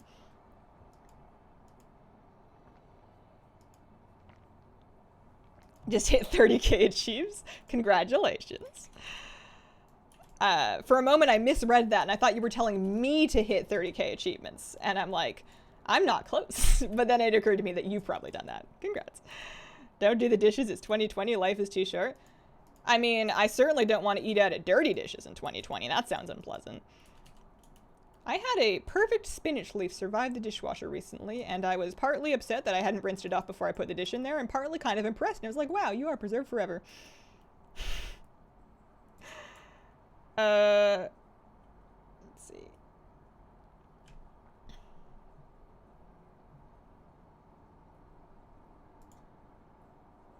Do they know when it'll be released and they're unwilling to say?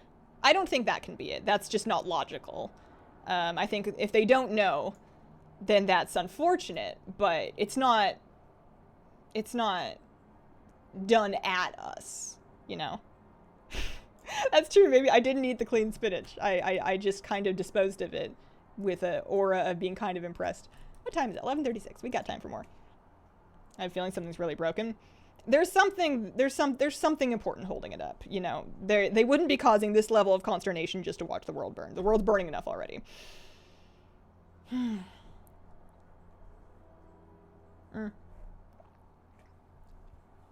many alts do you have? I have 18 characters on this particular server that are level 120. And this is the server that I do my farming on. This is my alliance server, so I don't usually dig into my horde server for mount runs and whatever. So 18 is functionally correct, although it gets a little fuzzy when you start to think about horde characters. But yeah, 1, 2, 3, 4, 5, 6, 7, 8, 9, 10, 11, 12, 13, 14, 15, 16, 17, yeah, 18. I'm gonna have more after the pre-patch. I don't need them, but I will have them because it'll be fun to level them. I wish there was some way for me to enjoy leveling without eternally generating more and more and more characters that I have less and less and less justification for having. I wish I could toss them into the fires of Mount Mordor. Mount Mordor? Mount Doom. Mordor. You know, where Frodo chucked the ring thing to, like, you know, collect a little portrait of them or something in my garrison. I just want some reason to level alts that is not to have more alts because I like leveling. You know. You know, Diablo does seasons where you get to start a new character even though you've been playing Diablo for like a million years.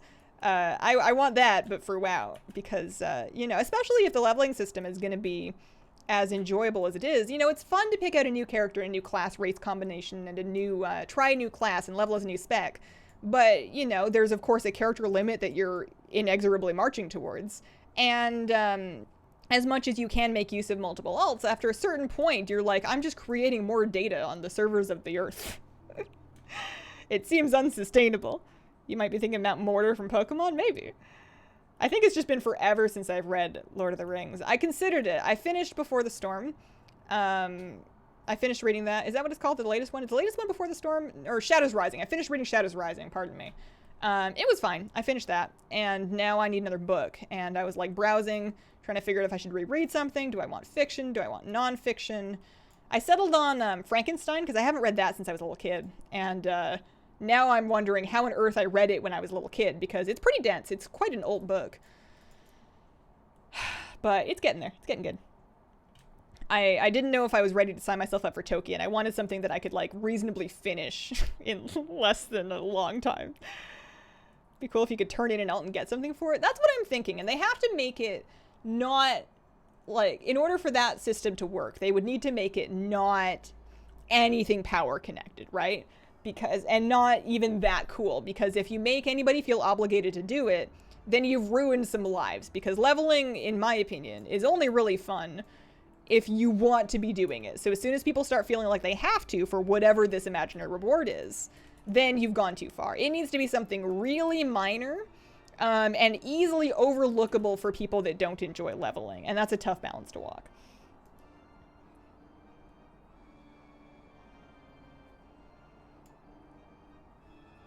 The honest trailer for WoW calls Azeroth a Tolkien-ish world for 13-year-olds. Yeah. I feel like WoW feels a little more like... WoW feels a little more like A Song of Ice and Fire for 13-year-olds than it does Tolkien for 13-year-olds. Tolkien, I feel like, had a much stronger single narrative character arc, whereas A Song of Ice and Fire is more of, like, you're spending time in a living, breathing world with interlocking conflicts. WoW is so many different things going on. And sure, you can kind of follow the timeline of the various wars and the conflicts, but there's a lot of stories that don't mesh in very cleanly, and I think it's too much B plot to A plot for it to really align to Tolkien, I think. You should stream more often at this time if your numbers are good. I mean, I heard we have like at least 15 people here, so that's something. I do this time slot on weekends. So Mount Run days and weekends, which are technically the strongest stream days for me because people tend to have weekends off and people, and then Tuesdays are just reset day. So my afternoon slot, Wednesday through Friday, is usually the slower days just of the week anyways. I wonder if I should switch up my stream schedule. Part of me wants to do night streams, but that's like a bad time slot. Also, it's a bad time slot for me. I'm not usually very awake. I'm just trying to think. I've been really juggling my schedule around trying to make sure I'm fitting in enough time on videos and enough time streaming and enough time getting, you know, chores done and then enough time decompressing and taking care of my health. And it's a balancing act that I'm getting better at, but sometimes I wonder if I could set it up differently and get more out of it. Please, no, don't tell me how many people are here. I don't want to know. It's only going to freak me out. That's the first unwritten rule of Hazel's stream is there's only ever like a dozen of us, and we're just having a nice time. I don't want to know. I like your time slot. It allows me to watch the whole thing. I think something important for me is just keeping at least 2 time slots so that there's more people. Like, it's a balance of wanting to stream at a very predictable time so that people know when to expect me, but wanting to cover different people's schedules a little bit. And within 6 days a week of streaming, I either do 2 time slots for 3 days each, which is what I do now, or I could do 3 time slots 2 days each, which reduces the amount of streams that one person that could, like, only catch the morning stream could get, but could potentially grab more people. It's something to think about. It's not important and it doesn't matter. Nothing matters. But, you know. If I could only say things that mattered on stream, I would have very little to say. Nice entertainment during lunch. Love it. I used to watch YouTube with lunch. Maybe I should try Twitch. Or maybe I should just eat. I used to watch YouTube with lunch.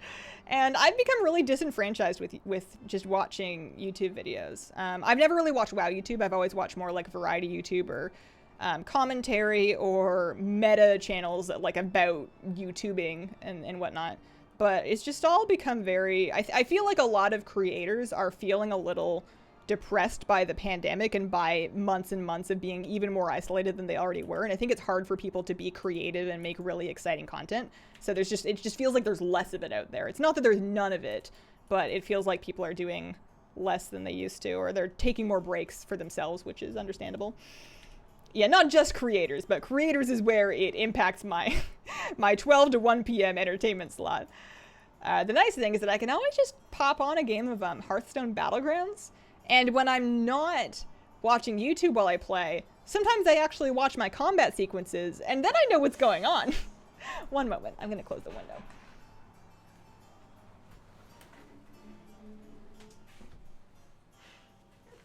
Usually I just pay attention to when I'm buying minions and not when they're fighting, and then I have no idea what I'm doing. I'm just kind of pressing buttons for the fun of it. So maybe I'll actually get good at Hearthstone Battlegrounds if I pay attention. Opera and Care bugged out. That sucks. It's frustrating. You can do it correctly 150 times and then still bug it out and then have to do it again. Erisian, thank you very much for the 4-month reset. Appreciate it. Got Midnight from Return to Care the other day. Still can't believe it. Me neither. Congratulations. How much item level do you have on your best character? 474. 474. It'll get squished soon.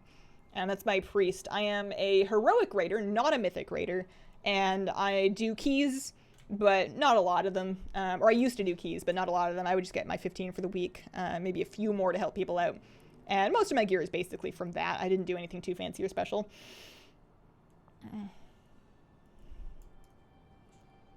Finally got the torn note for the fox mount. Congrats. That one can be so hard. And the worst part about that, or not the worst part, but one of the tough things about struggling to get the fox mount is people don't understand.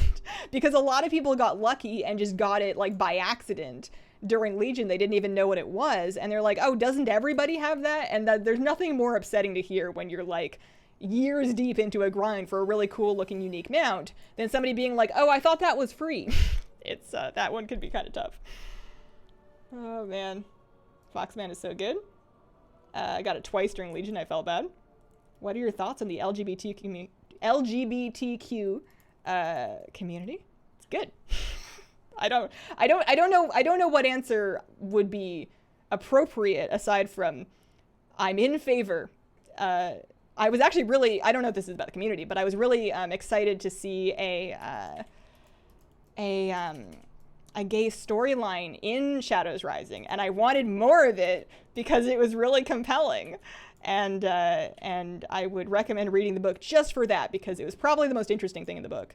The politics of the Horde Council got kind of exhausting because it was just the same thing over and over and over again. But that other storyline, good stuff. So said gay rights, of course. You know, people rights, right? Trans rights, gay rights. This is, I wish it didn't have to be said. I will absolutely say it because I don't want to be misconstrued as not being in favor of that. But I wish it was a given. I know it's not, but I wish it was. Hazel, did you get this backpack from a gnome alt? It's so small on the human back. Isn't it? I kind of love how precious and cute it is. I thought it would be this small on every character, but I think female humans wear it like extra small for some reason. Star Augur, thank you very much for the bits. Also, Dekronovich with the bits. Yeah, guys. Fart poop said it all. Any rule of thumb on how to decide whether to upgrade or boost a pet? So early on, it should be, if you're early in your pet collection, you're going to want to be upgrading and boosting pets that you need for strategies. And that's going to be a little bit hard to judge right now because you're looking at strategies coming ahead in Shadowlands. So you could look on sites like WoW Pet Guide to look at what kind of pets are going to be used for that. What am I thinking of? But then once you've kind of got everything that you need and you're in a comfortable place in terms of doing your dailies, then it's, could I upgrade or level this pet? Maybe I should, you know. For me, at least my end goal was getting all of my pets leveled and upgraded, and I eventually did do that. So at a certain point, it was just like, well, have I leveled that one yet? No, not quite. As you, thanks for the bits.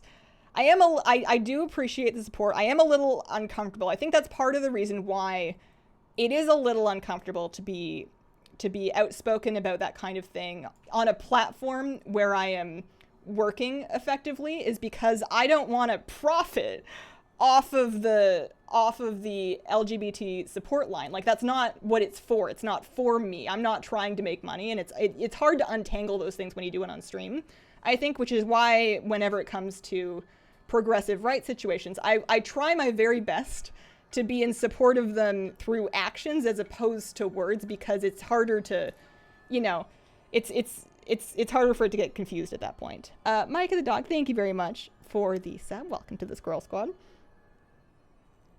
That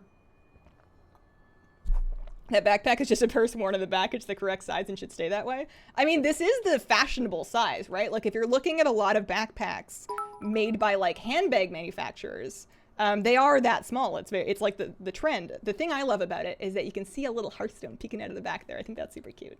Nicole, thanks for the bits.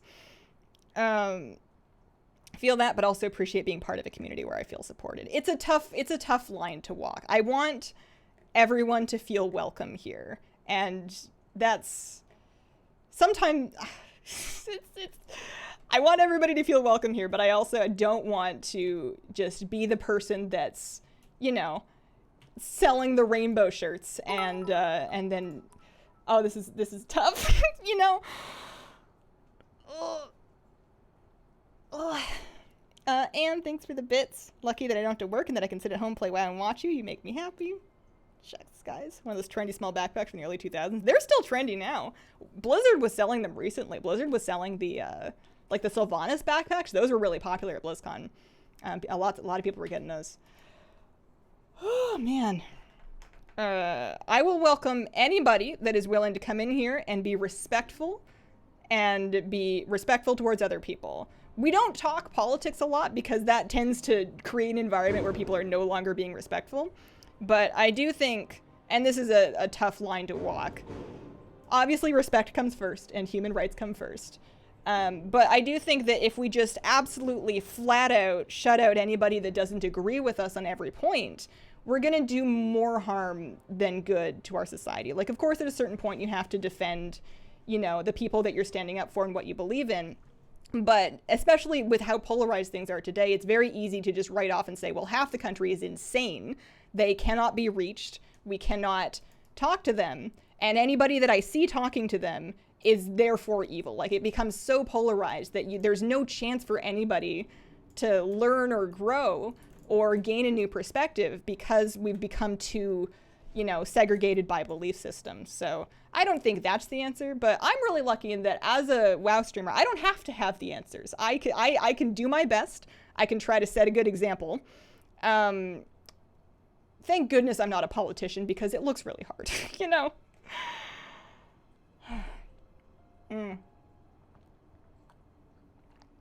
My opinion probably doesn't matter much. I will say I probably don't align with your thinking on many things, but I feel very welcome and comfortable here. Yeah, not everybody's gonna think the same things. You just have to hope that everybody, you know, can believe the things that are in front of them, so that when you're confronted with something that's, you know, gonna potentially hurt people, and it's one of your beliefs that's doing that, you can have that moment of clarity to look at your own beliefs and figure out if they're worth the pain that they're causing, if it is a belief system that's causing pain. And that can work both ways. What are you drinking? I have some oolong tea, and it's driving me nuts that I can't remember the exact blend of it, and I can't go check because I finished it. It was the last pot of tea from this bag. It's a really good one. It's not my sticky rice oolong. It's like a popular flavored one that's not artificially flavored. Maybe it's a milk oolong, but it's not. I don't drink it with milk. It's just that the variant of flower or the variant of plant that makes it has a vaguely milk-like, like a smooth taste to it. It always tasted a little bit more like popcorn to me, but it was nice. Pepper sleepy? Me too. Me too. I'm gonna have to make sure I don't have a gigantic lunch because that's the kicker. I can usually be pretty peppy and alert and on top of things from like morning until lunchtime, even if I didn't get a great sleep. Like I go for a walk first thing in the morning, fresh air hits you in the face, you're up, you're ready to go. And then I'm awake for a while. But the food coma, the lunchtime food coma, wrecks me. It's a very fine balance between not eating enough and being hungry later, or eating too much and then being just exhausted. And I found that I've got breakfast figured out. Every morning I eat oats with fruit and chia seeds and flax, and it's delicious. It's delightful. I get some variation because I use different fruit. Right now I'm on blueberries. Blueberries are my favorite for that, but also sometimes raspberries, sometimes cherries, sometimes strawberries, sometimes mixed berries. Fruit and oats. Good breakfast, keeps me full, doesn't wipe me out, and then I get to eat some fruit. Problem solved. I don't mind eating the same thing every day for breakfast. Dinner, you know, we can go either way on dinner, but dinner I usually like, you know, we hit enough food groups, and it doesn't matter so much if I get like carb overloaded at dinner and then fall asleep because at least it's nighttime. But lunch torments me still. Also, lunch is hard to like make time to make properly in the middle of the day, and whenever it's rushed, the consequences are just devastating. Zarlin, thank you very much for the 4-month resub. Zarlin Gaming, thanks for all you do. You make my workday go by much faster. Appreciate that. Thanks for bringing me into the workplace. Also, Juicy Fruit with a 7-month resub. Hope you have a great day. Can we look forward to Castle Nathra raid guides in the near future? You can look forward to Castle Nathra raid guides before Castle Nathra comes out. And after dungeon guides. I have a plan. It may be an over-optimistic plan, that remains to be seen, But the boss guides will get done. I can promise you that. What's your dog's name? That's Joker. Salt is my weakness. I like salty food, and it causes bad food comas. Does it? I didn't know that. I always thought my food comas were related to eating. I guess maybe it is salty food. Carbs usually, like refined carbs, for me and my body, are a bad idea in the middle of the day. If I'm gonna eat grains, and I do eat a good amount of grains, and they work for me, but I need them to be whole grains. I need to go for like the brown rice, you know, the quinoa, the real earthy stuff, because it takes me longer to process that. It doesn't wipe me out as fast. But, you know, whenever I get lazy and I do like a frozen food, that usually wrecks me, and maybe it's the salt. I know that ramen is a terrible idea for me for lunch, because ramen also makes me feel awful later. But I always figured it was just because the noodles were too refined, and it does just as wacky things to my blood sugar. Grants, thank you very much for the brand new sub. Welcome to the Squirrel Squad. Pasta is the worst, but also the best. I adore refined carbs so much, is the problem. I love pasta. I love garlic toast very much, and it's just not the same with whole grain bread. It's not what I'm looking for. I want buttery, garlicky toast, sometimes on sourdough, you know, sometimes on like baguette, sometimes French bread, but like, you know, I want it to be a certain way, and I just have to accept that not everything I eat is going to be good for me, and I just have to find, you know, the moderation and make sure I'm also eating vegetables. Today, I am going to eat, I have rice, I have sweet potatoes. I'm going to air fry up some broccoli, and I think that should be good. I think that should do it. Maybe like a little, I have this yum sauce, which is called that. Somebody else called it that. I did not name it yum sauce. But it's, there's a Pacific Northwest kind of Portland-ish, apparently I got a transmog, place. They do like takeout food. They call them yum bowls, and it's basically like rice bowls with different veggies and beans and whatever. But they have a chickpea based sauce that they sell, and they also put on it that's quite good. So I have a bottle of that I'll put on like a rice bowl or something like that. All that bread was one of the things I had to cut from my diet. I'm still sad. I am hopeful that as a young and relatively active person that I can keep it as long as I'm not doing it all the time every day. Bagels is another thing. I love everything bagels, onion bagels, just like toasted with butter. They're so yummy, but I can't do it for breakfast. Like I can do it for like a weekend lunch for like a treat, but I have to accept that I just can't eat like that every day, because even though I'm not worried about my weight necessarily, it does bad things to my energy. Like I just get exhausted throughout the day, and I just don't have time for that. Emrys, thank you very much for the bits. Appreciate it. Also, if you have to take naps to deal with your food comas, you're probably not doing good things for your long-term health. What air fryer do you have? I've been looking at the Philips one. I have the Ninja one, but my understanding is that they do basically the same thing. Philips, I think, makes perfectly fine appliances. I would make sure that you get one where people talk about it being nice and easy to clean, because that's the thing you're going to end up doing the most often. I'd give you more if I could. Enjoying your stream. Oh, thanks. I love all the things jingles. Every time it chimes on your screen, I think it's me getting something. That's how it gets us. Air fry broccoli? Yeah, it's a little bit tough because the air fryer can sometimes make the very teeny little florets on the end of it a little too crispy. So I toss it with a little olive oil, salt and pepper, and then you don't air fry it very long. I do it in small pieces. They come in florets already, but then I chop them up a little smaller. Little oil. I think the oil helps prevent you from burning the tips of them. And then I do it for like maybe 5 minutes. And I toss it once or twice in the middle of it. And that seems to do a good job. I just, I want to eat broccoli. I need it to be cooked. I'm not a raw broccoli person. And then when I steam it, it just gets sad. Where's my pet? I'm a hunter. I should have a pet. Mikey D, thank you very much for the brand new sub. Welcome to the Squirrel Squad. I mostly live on gluten-free cereal and sweet potato. Crohn's has been kicking my butt. At least you got the sweet potato, though. I am very happy that they fit into my diet in a meaningful way, because they're delicious, and at least around here, they're pretty affordable. I can get a big bag of them from Costco. And there's something very satisfying about eating like a staple food that, you know, shows up to your house, or you buy it as like a food. It's like a potato. I can recognize this. People grow them.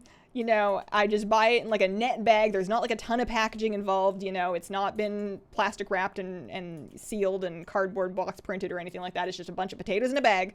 and I can eat them, and they're food. I'm not that evangelical about reducing food waste, but I would like to do better wherever I can without making a giant deal about it, because I'm just not ready to put that much effort into it yet, I guess. But, you know, less waste would be good, and that means that there's something satisfying about eating stuff like that, and also they're delicious. CTR Freak 762 with a brand new sub. Welcome to the Squirrel Squad. Usually bake my broccoli. Air frying would probably be similar. The nice thing about air frying is that it's real fast, right? Like it's easy to clean up. You don't have to get the whole oven hot, especially if you're just using like a conventional oven that's quite large. And it works so much faster. Like I can get a carrot basically roasted in about 8 minutes in an air fryer because it just works so quickly.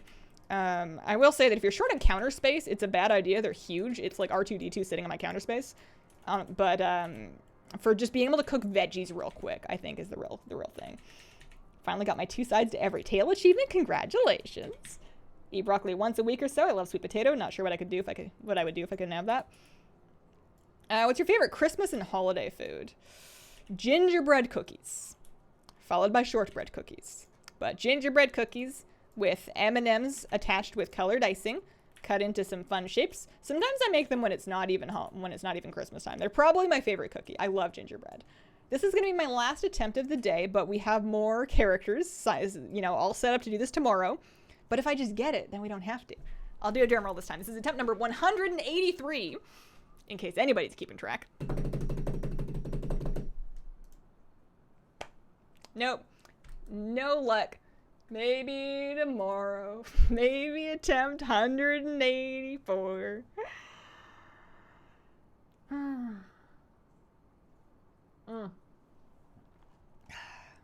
Item upgrade. Yeah, pog. Buy an air fryer if the counter space was more accommodating. My remaining counter space is full of sadness and stuff. That's kind of how I feel ever since I got the bread maker. Like, I use the bread machine a lot because it makes bread when you put stuff in it, and that's magic, but it is kind of huge. I wish I had cupboards for them. Might help if you back up and then RP walk to the corpse and then loot. I need to do the dance of my people. Well, we did not get Midnight today, but we did get a Thundering Jade Cloud Serpent, so that's a mount off my list. I'm gonna log into my priest real quick and see how many mounts I have, because she's just the character that I count them on, really. Do you have your treasure tracking deck on when you looted the boss? No. Bread makers are so good. I should have gotten one sooner. It's just so nice. One thing I actually need to do, I have to do this week. I don't know when, but I have to do it.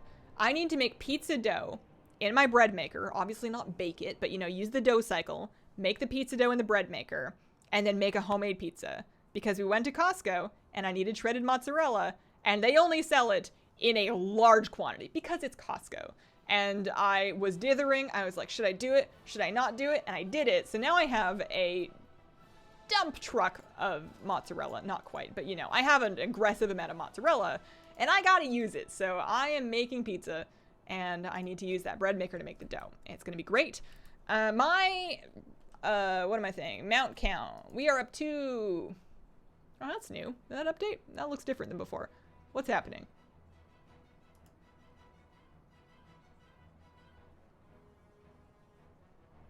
My add-on updated and I don't like it. It's different and the change is scary. What does it mean? What do you mean I have 485 and 571? I thought I was much closer to 500. I see 4 numbers and none of them is 500, which is what I thought it would be.